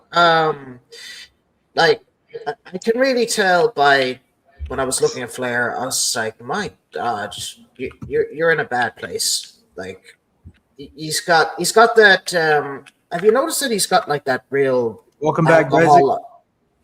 Have you noticed that he's really got that like alcohol like nose? He's got the nose of an alcoholic. Yeah. Yeah, his whole face is red. Yeah, you can just tell by just looking at him that he looks plastered as well. Like I'm just looking at him, he's slurring his words, which is very common for alcoholics. And I'm like, are you even making sense, dude? Because Dutch Mantel is very intelligent. I've heard some good stories about him. He's intelligent. I mean, I've seen him as a manager. He's good. He's good. Yeah. I mean, I saw him with Swagger and Del Rio at one point, but he was still good. Yeah, he was a good promo. Arguably, his best work was with Jack Swagger. It was so based. I loved it. We the people. He also made Jack Swagger relevant. Yeah. Him as Cesaro, right? Yeah. That's because the man knows the psychology to wrestling. He knows how to hook the damn crowd. And if you don't have that, get the fuck out. Man, Dutch is a smart guy. That's a lot of wrestlers nowadays, Jerry. They got to get the fuck out. Oh, yeah.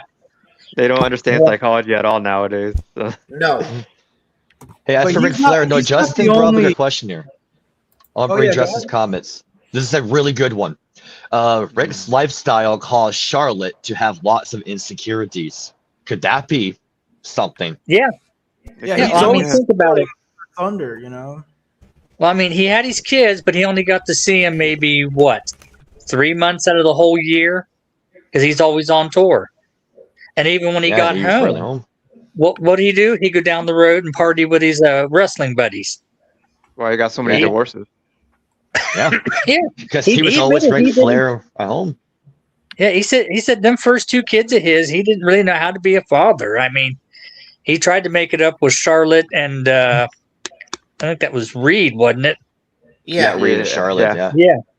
But still, it's just, that's back then, especially because you wrestled 310 days a year, and you only get 50 days off a year. That's roughly 3 or 4 days a month. That's it. And that's what James Romero's video was mostly about. He's like, I may not be a 16-time world champion, but I do love my kids, and I'm a great father. And that's like what he's more proud of. And it's like, yeah, it's weird that Flair has such a big ego, even though he's self-admittedly like. He looks good, though. He looks like he could put on another match. I don't know about that. Let's put it okay, come on, guys. Admit it. You want to get in the ring with the Nature Boy. Yeah, but again, like, you can see that, as he's an alcoholic, it's like really inhibiting his like critical thinking skills. You can see that, but you can clearly see that his judgment is getting heavily clouded. I mean, if he honestly thinks in his delusional mind that he can still go, I mean, so he should be part of the Poor Judgment Day. I think that the best place for him right now is a nursing home. Just leave him there, for heaven's sake. Yeah, him and Liv Morgan getting it on. Liv Morgan getting some of that old man meat. I guess Liv Morgan wants to ride with Space Mountain. You see, the thing with Flair is he could take Liv Morgan into her hotel suite and make her cry. Well, that's what he used to say. True. Where is he supposed to take? And add that to Paladin. Meetings, if we're gonna bring Flair back, we're gonna get the Plane Ride from Hell Part 2 again. Oh dear God! All right, so this is Dutch Mantel's response. Dick Flair, you might call him. What's up with him this Dick time? Flair. All right, old guy. I think he's lost his mind. I really do. Yeah. So you told me about this. I didn't even know about it. And you said, have you heard, this is in like a little email, no message. Have you heard what Ric Flair said about you and me and Stevie? I said, no. And then you sent me the clip.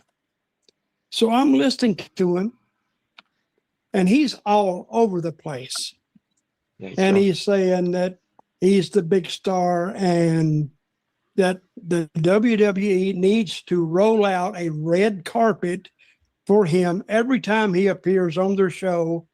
Now, this sounds bizarre.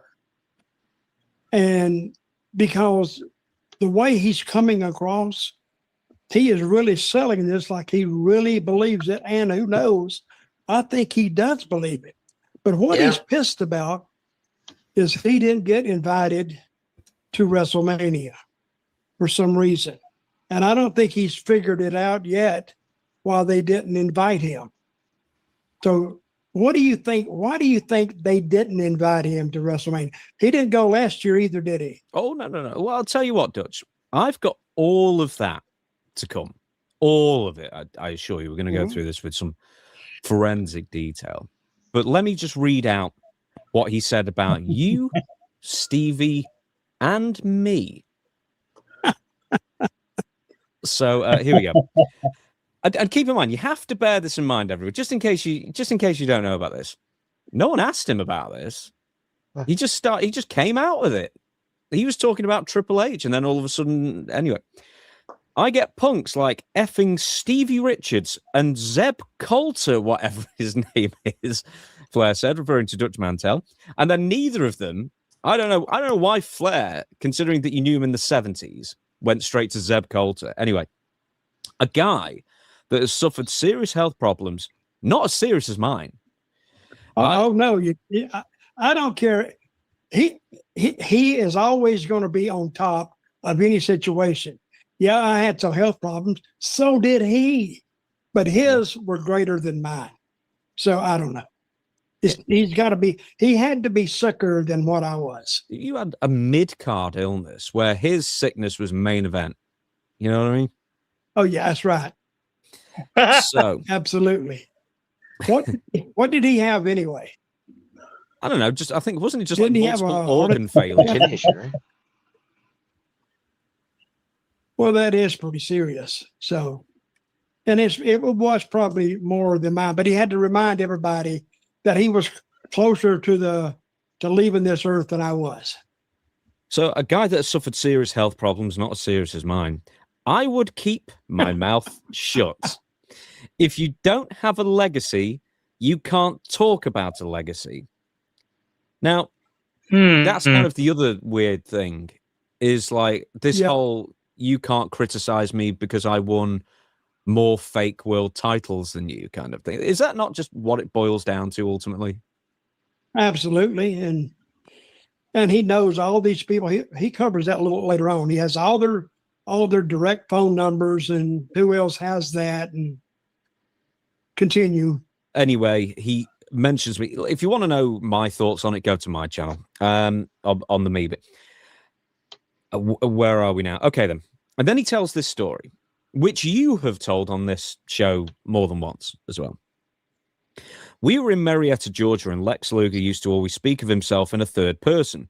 And he looks at Jack Mulligan, who was the agent, and he goes, why would a Lex Luger wrestle a... What's his real name again? Dutch Mantel? Now I understand why Luger said it. Who in the F is Dutch Mantel? Who has serious health problems that should mind his own business. And then he talks about Stevie Richards and says, Stevie Richards, my little finger is bigger than his neck. And then we continue, because Ariel Hawani, who's hosting it, the podcast, says, so it really bothers you then, the things that they've said? And he goes, no, not a bit of it. Oh, no, it doesn't bother me. And he spends about 5 minutes talking about it. And he sounds very irritated when he's talking about it too. But it doesn't bother him. Nothing bothers him. So Flair was pressed on whether the online commentary gets to him, and he said it does not, and framed the shots as jealousy. How could it bother me? Who are they? I just talked to Donald Trump on the phone myself. Do I give a shit about those guys? They don't even have Donald Trump's number.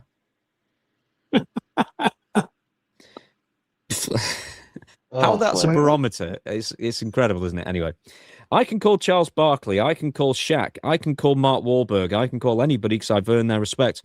Darius Rucker, Kid Rock, Snoop Dogg. I have all their numbers right here on speed dial, like it's a landline. These guys don't know anything and don't know shit. The only way they make a dime, and I'm sure it's a minimal amount of money, is by cracking on people that are successful. And the older you get and the more successful you stay, the more relevant you stay, the more jealous they get. It's like, can you imagine in his alcoholic, pickled mind the logic to get to that point? Pickled. I'm going to. It's really, he's been losing his mind for quite a while, and I think now is the top of the mountain. I don't think he can go much farther with this. And when his, as he calls his legacy, when that is threatened, he gets upset. It bothers him immensely for anybody to even question what he's done. And who would question it anyway? It's in black and white. Yeah, he's won the titles 16 times. He didn't win shit. What he won was what people gave him. Because, and I'm giving his due, he did draw money, a lot of money. But if you've watched one Flair match, you watched them all just against a different opponent. And the time I worked with him, it was the same stuff. He didn't have to go over anything with me because I knew what he was going to do before we went out there. So, and with my match with Flair, I didn't think it was that good of a match, to tell you the truth. Now, of course, he would blame that on me. I'm blaming it for him because he's the one who was the name in that match, not me. So, but anyway, I think he's lost his mind, and I think he wants to. He didn't say this, but I think he wants to fight me, a literal, real fight, which I'm not going to do because. And he said I was sick, but not as sick as he was. So, any more questions about him? Oh yeah. I mean, if you watch this interview with him, you can tell that he's bothered, big time bothered. So if I'm a nobody or Stevie Richards is a nobody, or if you are nobody, why does it concern him so much? Good point. One more match. Dutch Mantel and Ric Flair. The geezers at Caesars. I was thinking Ric Flair versus Gunther at SummerSlam, but whatever. God, another reason why not to watch it. That'd be elderly abuse. That's elderly abuse by Gunther if that happens. Bro. Oh God. We're gonna have Ric Flair retire for the 5th millionth time. Right. Well, Dutch is right. Like he's 100% right, and Rick is just pissing away his legacy, and he has been for the last handful of years. And they called it Charlotte Flair. Yeah, and the way at least Charlotte, yes, she may have not like success, like relationships and all that, but in terms of like outside of the ring incidents, I think she has none compared to her dad. No, I think she got arrested for a DUI one time, and that's before she was a wrestler. But besides that incident, no, she has not had many fucking incidents besides her dad. So if anyway, she's more the honorable Flair member that's trying to bring, pride and prestige to that name. True. Well, Ric Flair. Yeah, that's true. It's probably because like she saw what her dad did all the time. She doesn't want to do that. Yeah, it's basically you want to do what would my dad do? I'm not gonna do that, basically. Also, what happened to her brother? Reed, remember, he tried to take over from his dad. And that's impossible. Yep. Then right after that happened, that's where Rick descended to, his demons a lot more. And as a forger, because as a wrestler, Flair, one of the greatest of all time. But as a person, he's just a pompous ass ruining his legacy. I think Dutch Mantel will come out and say, "Let's do it one more time in the ring, Flair." For a serious answer, he would. For a serious answer, the only possible scenario Dutch will do that is if Flair takes a jab at Dutch and his wife, because they both did nearly die when they had to go to the hospital. If Rick takes it to that extreme, then I think Dutch would want to slap Flair. So it's not an angle, Mr. T. Quick Ric Flair story. I met him in 2016 when I was booked for the SuperCon down here in Florida. I was the DJ. Rick's like that all the time. Sober, not sober. He's just like that all the time. He talks shit all the time. Like, I had I want to say a 15 to 20 minute conversation with him. I won't tell you what we were doing, but we were just hanging out. A little a smoke break. Nothing, smoke break. That's a good way of putting it. The guy is like that literally all the time, where he brings up, like, sometimes you don't even know the context of the shit that he's bringing up, but he talks a mile a minute and he's usually talking shit, and it's just like, I always thought that shit was entertaining about him, but he is usually always talking shit. Like, that is not a gimmick, bro. Like, that is Ric Flair, bro. Because he wasn't putting on for no. It was me, him, and like the guy that booked us. Like, this was not a time for me running no gimmicks to nobody. So I mean, it's just who he is. He's done it for so long, he can't stop. Yeah, I think that's why. I mean, I think he's just a product of his time and his era, bro. Like, it's just how it is. I think it's trying to stay relevant. Like that. Yeah, back in the era where you live your gimmick, pretty much. He can't turn it off. Yeah. Well, He's trying to stay relevant. That's because he's a junkie for it. Like he's addicted to the high It's the in adrenaline. front of the crowds. Yeah. Yeah. Absolutely. And he can't escape it. You know, he hasn't been able to sort of settle down or, just take it easy. He's just constantly addicted to, wanting to be seen, But, Yeah. he doesn't understand the meaning of be seen and not heard. Well, then he'd just be Joe Biden. Yeah. Fair. I would say his true addiction is being Ric Flair. He can't stop. Yeah, I think he's one of those guys. He forgot what it meant to be Richard Flair instead of Ric Flair. I think he forgot what is the difference between the two, and he doesn't know how to when he comes home. He's got to make that switch and be Richard Flair. I want to transition from Ric Flair, aka Richard Flair, the Nature Boy, to a little Vince Russo promotion here. This is Vince Russo's YouTube channel, and this was his recent video. Ric Flair was also talking about Triple H, and he did say that he's not mad at him. He said he doesn't blame him. So there's got to be bad blood there with Triple H. But this is Vince Russo. He said the beginning of the end, and they're talking about WrestleMania. And I think we were all last night we had a Monday Night Raw watch party, and we said that we see Triple H being fired by SummerSlam, right? Was that the Monday Night Raw watch party, or was that the podcast? That was Sunday. Because originally Paladin said post WrestleMania, and I said, well, we might as well add an impromptu topic. Apparently, if it's true, Triple H has signed a new deal with WWE and TKO. So if that's the case, oh boy, we're in for a longer ride, and this is going to get lower and lower and lower. Well, we got JCW for Thursday.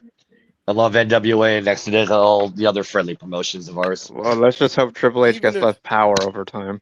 Even if Triple H goes, the problem doesn't get solved because TKO is still involved. So, like, you get rid of one Triple H, there's going to be like another one showing up anyway.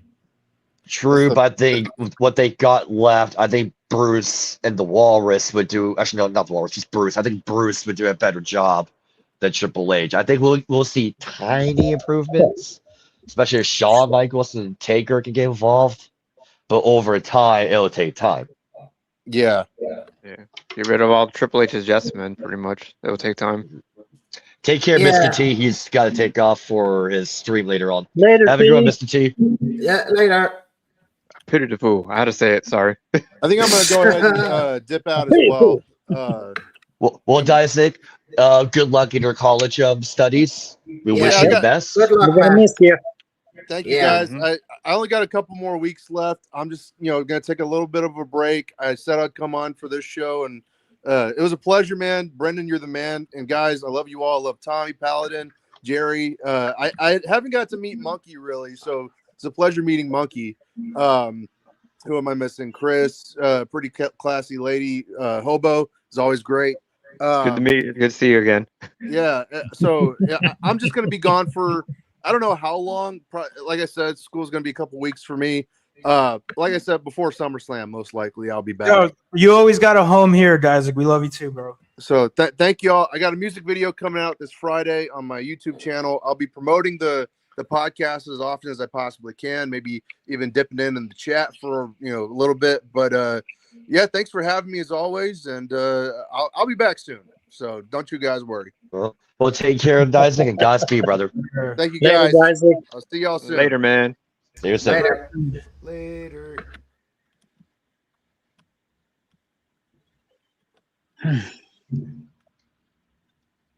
Man. Okay, don't everybody talk at once now. Oh, sorry. I was just looking through my messages really quick. Grown ups. I'll see if there's anything in the chat there. So I'll just read in the chat. Dude, no, that motherfucker was with me since like day one or day two. Like Jerry, bro. Like, Yeah. Isaac was our like second guy next to Malcolm, right? We haven't seen Malcolm in a while.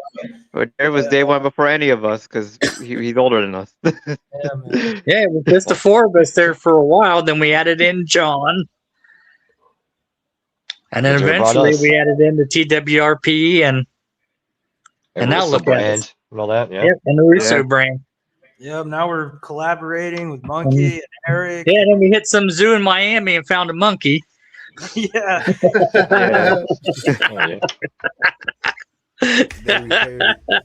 We let a monkey on stream. Gotta give Yeah, a shout out it just reminds me of a song that's me. I'm gonna sing it now. Wreck off. I'm doing it. Yeah, shout out Lemony. Let me get a pizza Lemony review, introduced us, bro, because he was like, I know a guy who does exactly what you're doing. And I'm like, oh, word? And yeah, pretty much. Like, we do the same shit as far as content creation on YouTube and Facebook. So, yeah, shout out Lemony introducing us, man. We need a pizza review, dude. I'm doing it together. All right, let's watch this little reaction, man. Yeah, let's Where the pros are the pros. Man, bro, there's a lot happening, man. There's a lot politically happening in the WWE. I'm hearing a lot of things. I'm seeing a lot of things. And it just seems like there is utter chaos going on at the highest of levels. They didn't sell out either night of WrestleMania. So that meant that the gate was down. That means that they probably didn't meet their projections. And I was saying all along, man, the higher ups, the Ari Emanuels, the Mark Shapiros, they are going to get involved when they see the money being affected. And not selling out 2 nights of WrestleMania, the money is affected. We saw a lot of crazy things at the end that really just came across as desperation. The Pat McAfee angle, Pat McAfee's side, like burying talent and burying creative. And then you had the other side with, CM Punk and his cronies talking about ticket prices. Man, it just was like, where are we going with this, bro? It just kind of felt like, they gave everybody a microphone and said, go out there and say whatever you want to say. You can do that, bro, but you've got to control the chaos, man. It's got to be controlled chaos. And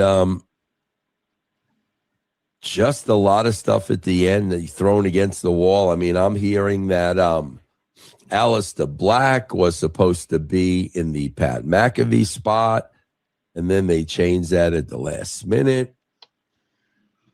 So there's a lot going on, as the great Dutch Mantel would say. There's a lot of moving parts. I hear that Brock Lesnar just absolutely hates Triple H, and I can see that. Triple H has put himself in a position for people to hate him. Remember the Bret Hart, Steve Austin eye roll? He has put himself in a position to be hated. He has put himself in the forefront of everything. He has put himself first in front of his own talent. And a lot of times in wrestling, that is a no-no. But it's really weird because recently Mark Shapiro said that TKO is 100% in control of creative. Is that the feeling you get when you watched Unreal? When you watch Unreal and you watch that boardroom and you watch that creative meeting, Triple H is no doubt the guy in charge. They are sitting there pitching Triple H, and they are sitting there hoping and praying for the approval of Triple H. So when Mark Shapiro says this, and let's be honest, man, Mark Shapiro has said a lot of things where he has literally talked out his ass. But when he says we're 100% in charge of the creative, to me, my knee-jerk reaction to that is they're protecting Triple H. That's what it sounds like on the surface. But is he talking about from a celebrity point of view? When he talks about we control the creative, is he talking about, the Pat McAfees, the Jelly Rolls, the ISO Speeds, and these type of people that they are incorporating or they are injecting into the business? Is that what he's talking about? Somebody told me, man, that Brian Gerwertz wrote Raw on Monday. Now, guys, we all know from history, Gerwertz is The Rock's boy. Gerwertz and The Rock have been together for years. Gerwertz runs The Rock's production company. So if Gerwertz wrote Raw, and that's Rock's guy, and Rock and Triple H hate each other, regardless of what anybody says, what is going on, man? What is happening? Triple H did not attend the post-WrestleMania conference as he always does. He was probably afraid of the negative feedback. Remember, he got that last time. He was probably afraid of that. A lot of people were not happy with WrestleMania. I think the last match between Punk and Reigns, I think that saved it. But night number one was totally ripped apart by 90% of the people I read. Man, guys, this is the highest level of politics that we will never understand. And this is the highest level of politics that we will never encounter, thank God. This is a level of politics, bro, where millionaires become millionaires and billionaires become billionaires, man. Then in the middle of this whole mix, you have Vince McMahon. And I'm being told that Vince McMahon still has his fingers in the pie, man. Regardless, bro, this needs to be fixed. And it really needs to be started with the foundation and the structure and the way creative is put together. I mean, they really need a restructuring of this company. And again, man, don't misunderstand me. They're making money and they're making a lot of money, but now we're starting to see chinks in the armor. And what did I tell you guys all along? Bad creative is going to catch up with them. I told you guys that all along. You keep producing weeks and weeks and months of bad creative, it's going to catch up with you. And the creative did not sell out Las Vegas. There's got to be, at this point, a lot of finger pointing, man. A lot of finger pointing. And even to the point of what it looks like of Brock Lesnar saying, man, I need out of here. Man, I don't know, man. I always tell you guys, man, and I tell you guys this as a life lesson. It's okay to make mistakes. I've made a million mistakes. You've made a million mistakes. And I almost welcome mistakes. Because unless we make mistakes, man, how are we going to make the corrections? And I've always said this, man, part of the downfall of TNA and part of the downfall of Dixie Carter was Dixie repeating the same mistakes over and over and over and over again. And I feel Triple H did the same thing, man. I feel Triple H has brought this upon himself. Guys, you have to understand, in freaking wrestling, when you are in a power position or a position of management, you just do not put yourself in front of the boys, bro. That is going to create huge, huge issues, man. You always put the boys first. The boys are the reason why you're making money. But for Triple H to put himself out there in front of everything, bro, to me, that was a mistake. Now, why did he do it? Well, number one, he's still one of the boys. So he's still trying to get himself over. There's no question about that. That's reason number one. Number two, did he do it as a way to concrete his place in his position in that company? Was he trying to convince people that without Triple H, this company could not go on? And if that was the case, then that was a mistake. Nobody's bigger than the company. Perhaps at one time, Vince McMahon himself was bigger than the company at one point, no question about it. But that's it. Austin was never bigger than the company. Rock, Hogan, they were never bigger than the company.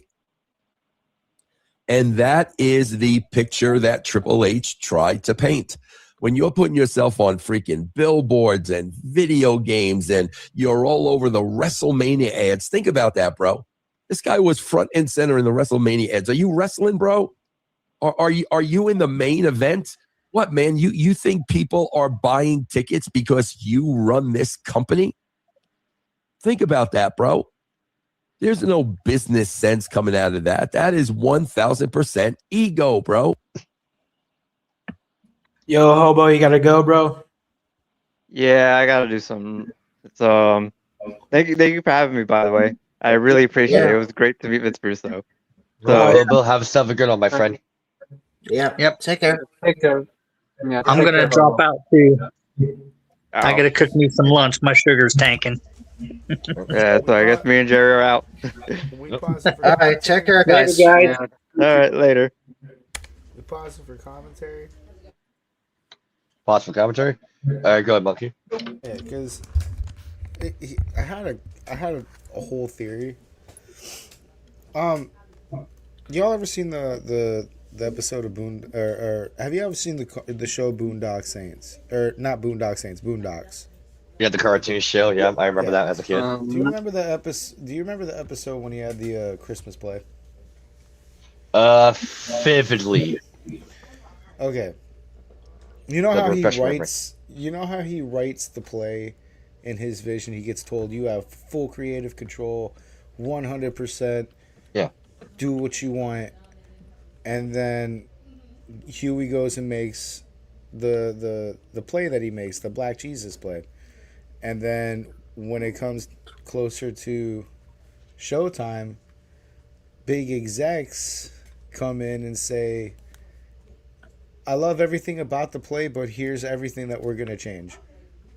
Do you think that maybe like that's kind of probably how creative's going right now?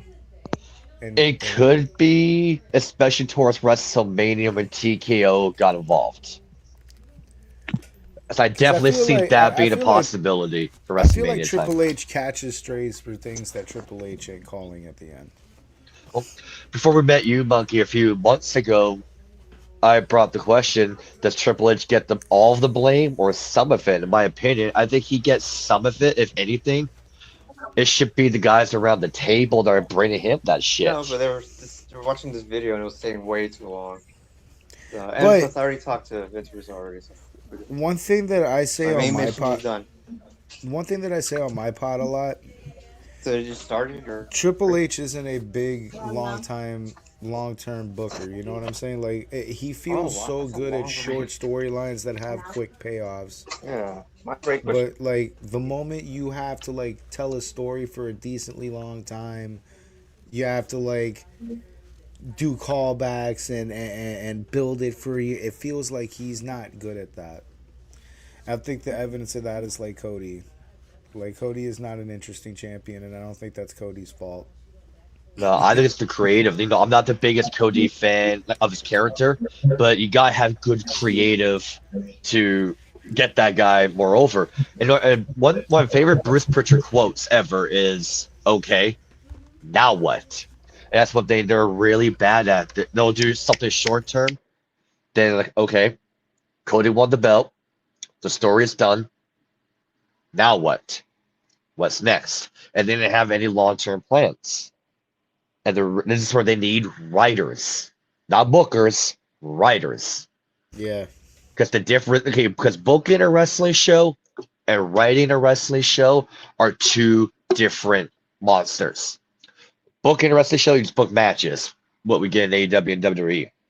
Writing a wrestling show, you gotta write and you gotta dictate the pacing of the show instead of just match, match, match. And they desperately need a writer, really bad. And if we don't have any new blood come in the future with a fresh set of eyes, do a fresh coat of paint, we see the wrestling business it's getting smaller and smaller and smaller. And what I mean by that, I'm not talking about the streaming deals. I'm talking about the amount of people that are watching wrestling. It is only the marks, the niche audience that are watching it, not the casuals. We're now getting to the point where all wrestling is not going to be on TV anymore. We're getting very close, where it's just going to be on the indies, by the way. Yeah, it's great for the indies, but for the major corporations, this is not good. Yep. Have a great day, Brendan. Hobo's out. Cheyenne's out. So we're down to 5. The other thing that I wanted to mention that I find really interesting, because this is the difference between, or this could be one of the differences between a WWE with Vince McMahon and TKO. I think this is a statistic. I'm pretty sure this is a legitimate statistic because it got spit at me. So I haven't checked this, so forgive me if it's wrong. But this is the first time we've had 20 some odd people cut in the same day since COVID. 23, right? I was just gonna bring that up. Well, for Friday's show, but we might as well bring it up now. Is this the largest release in history? I wanted to say it was, but I didn't want to be wrong because the COVID cuts were pretty severe too. Those were 20 some odd people too. Okay, so that has to be a Friday clarification. Look that up, Paladin? Pardon? Can you look up if the recent firings are the largest Release this, yeah. in a single time? Yeah. And so we got 23. The reason I bring that up is because the reason You'll be my tech guy. You'll be my guy in the chair. Oh shit! Hell yeah! Okay, yeah. I'll just. My fucking mic just folded. Hold on. So the reason I bring that up is because in the 2020 era with COVID, WWE was going through a lot. Because everybody was going through a lot, and their revenue was shot to hell. So those were we can't afford you cuts. In 2026, TKO has got money to work with, a lot more money than you all think. A lot more than the companies bro, working on top with in of that, 2020. You see what independent shows are doing with a fraction of what WWE has? They have no excuse to be subpar or a boring show. Yeah. So I just looked it up. So it's around 20 to 25 wrestlers who've been cut. See, okay, so you're right, Monkey. COVID was larger just by 2. Just by 2, so barely. The difference there. Oh, Monkey, I didn't know he was in his chair. All right, Monkey, you're right. Oh, yeah, okay, yeah. Yeah, you're right. COVID was larger than this. I guess this one is the second largest one. And that's wild because, again, the contrast to those situations, TKO is working a fuckload of money right now. So it's not like they can't afford the wrestlers that they got. They could probably afford 20 more wrestlers with those still on. So what were they thinking? What was the problem? Was the Wyatt 6 really a gimmick to sell Halloween Horror Nights? Could we really not figure out what we were going to do with the one long-term Triple H story that we were actually interested in? Kairi Sane's turning on Asuka. They had so many projects that they were working on that they just hit the abort button on. What the fuck was the point in LFG? There's a lot of these don't really make sense in a financial standpoint. So what the fuck was the problem? Easy. I'll tell you right here. Writers. They need a writer to do that kind of stuff. But a booker like a Triple H, a Michael Hayes, a Paul Heyman, Bruce Pritchard, they're not going to know what to do with the YS6, for example. They're more of a horror, theatrical type of act. A wrestler, booker, is not going to know how to treat it. while a writer who's not a wrestler booker could then come in with an outside fresh view of eyes and then write a story for that act. So I think two reasons why the Y6 were dead on arrival. Number one, you have wrestlers as bookers that don't know what to do with them, and that picture that got leaked that same night, out of mask, out of costume, out of Whataburger with a bunch of fans, killing the kayfabe of the characters. They just became another act on the roster. They could have repaired. Because what the Wyatt Six had going was like that metal band type feel. So you could have gotten away with that picture, but you got to write the story right, bro. You got to make the story fucking interesting. Yeah, exactly. And it was too obvious at the end that this was just for Halloween Horror Nights, bro. Because as soon as Halloween was over, they fell right the fuck off. They started jobbing fucking Solo, and they fell right the fuck off. Like DWP have like mentioned this like several times that Bold Alice, aka Uncle Howdy, could have been like how the White Six could have been formed is that Uncle Howdy was creating a cult and he converted all these people like Nikki Cross, how he got Dexter Loomis, how he got Eric Rowan to come back. Yeah, or Joe how he got Gacy, Joe Gacy to join the fold. Like, you need to have a story of how he got them all together and to, exactly. And that's 2 months of TV right there. 2 months. The way I would have done it and what I thought they were going to do, but I had called it like the year Bray died. I had called it right after Bray died, and I thought when they had started teasing the Wyatt Six that, oh fuck, maybe they're gonna do it, because it looked for a second that it was, but I had always thought, okay, perfect situation to make a tragedy into something, and something that Bray would have thought of. Flip Uncle Howdy and Bray Wyatt. Uncle Howdy was the guy that was corrupting people in the background and making people turn. That was what they were working on with Alexa. You could have flipped that entity. Now Bray Wyatt's dead and corrupting you from the grave. And you could have done that all through the sick promos that they were doing, through the videotapes, the cuts, the QR codes, and all that other shit that they were doing. And I thought that's what the trail was leading to. You're going to find out Bray Wyatt's behind all of this. And he corrupted the cult. And he created the cult. Yeah. And they're all actually taking shots from him. Like before he died, no, after he died. He's literally doing this because death can't stop him. He can control you from beyond. They said really that. Russo said AI. AI. Russo said uses AI. They can do AI with Bray talking. They really could have sold that, and I thought that they were going to. And when they moved, what I think buried that was Alexa Bliss wasn't down. I really think that's she should have been there, man. Agreed. Because her and the Fiend, everyone knows her and Bray Wyatt were close, both on air and behind the scenes.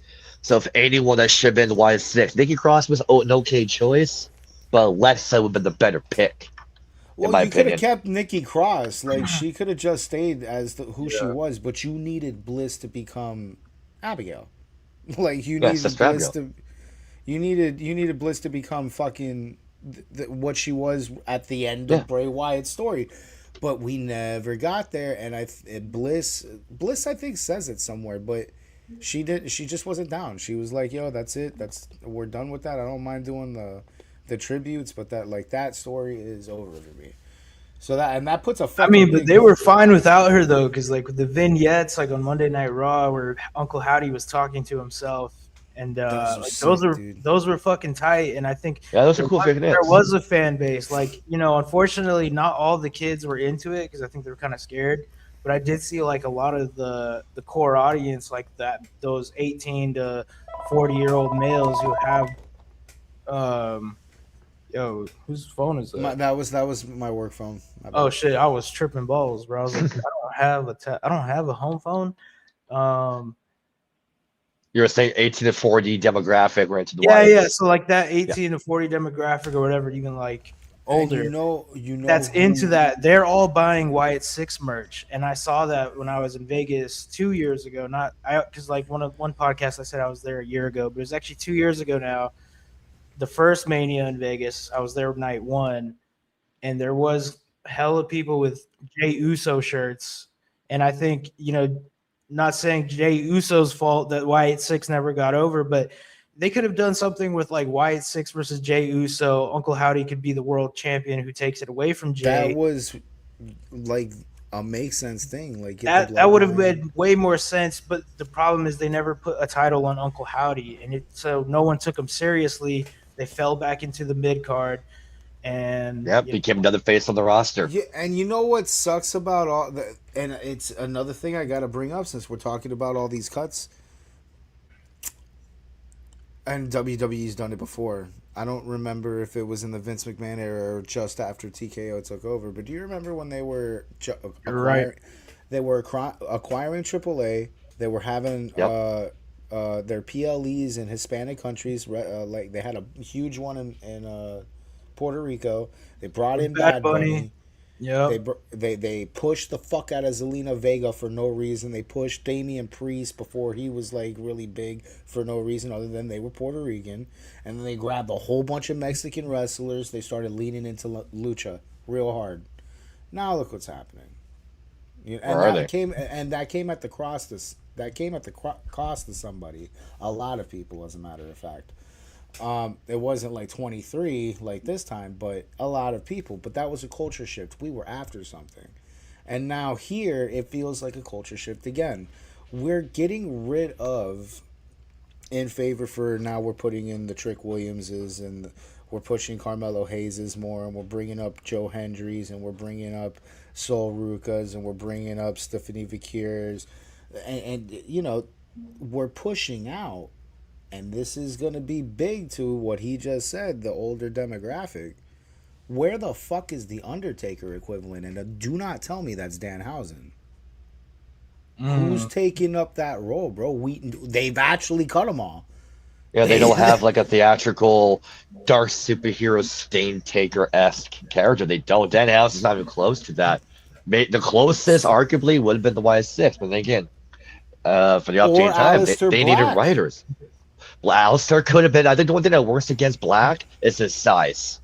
If he just got a little more muscle, like got more jacked, then I think that would have helped him, in my opinion. But Alistair Black, in terms of the look alone and the entrance, there is something there. All they have is Roman right now. Roman, Drew. The closest thing you have to that look now is Rhea Ripley, and that's not. We're not talking. I'm talking like evil, almost superhuman or superhuman.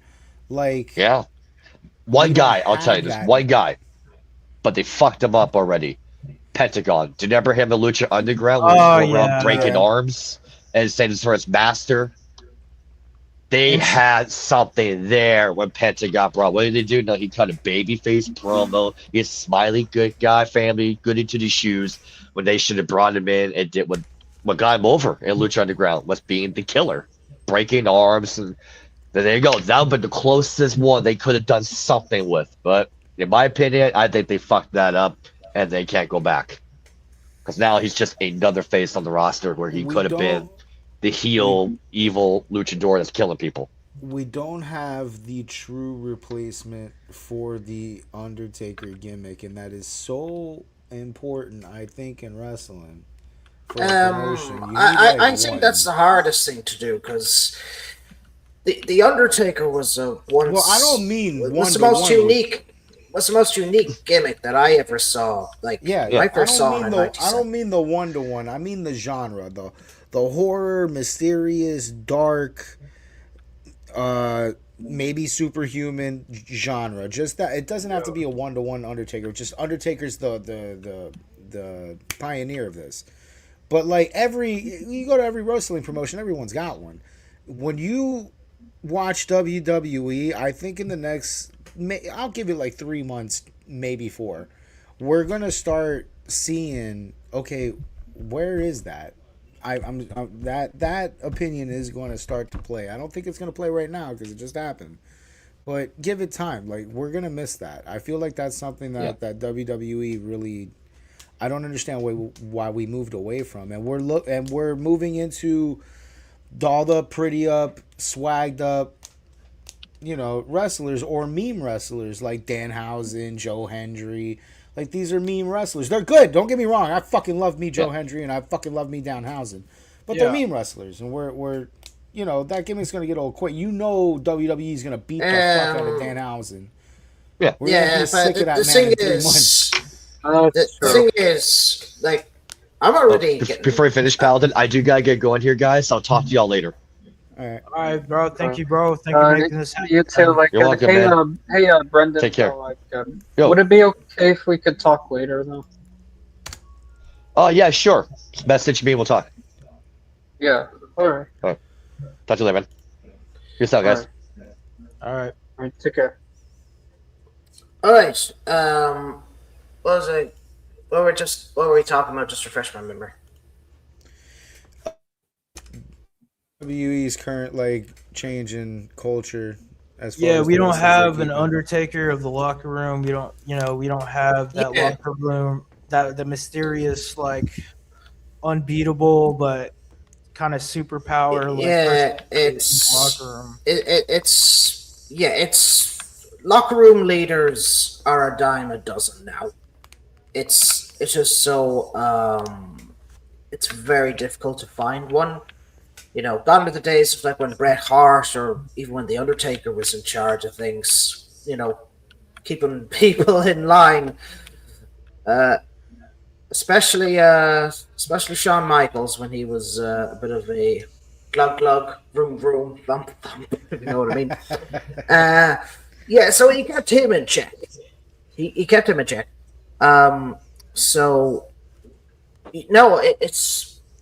We don't have any cool supernatural sort of horror gimmicks. I know Danhausen sucks D1CK.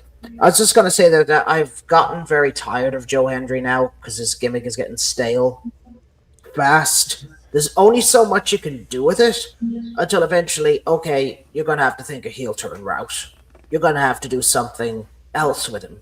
Don't get me wrong, his gimmick was good, but it can get old fast. It's WWE beating the shit out of it. Yeah, basically they're beating it until it's like a dead horse. Because you gotta understand, that's why WWE got him, that gimmick, and now they're gonna beat the shit out of it before really developing it, because they got a developmental problem when it comes to gimmicks. They do. Yeah. John has a suggestion: make Nikki Bella a succubus character, play into the man beating. Nah, man, get okay, guys. Guys, I'm gonna leave it there. It was great meeting Vince Russo. Tommy, thank you so much for this opportunity. Yeah, bro. I appreciate it. We might as well end the stream here, bro. Yeah, of course. Yeah.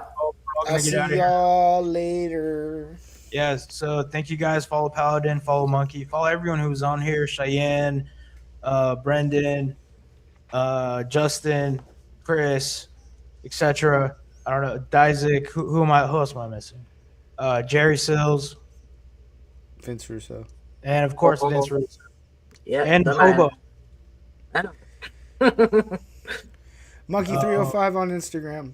I do cool things with music. Yep, and we out.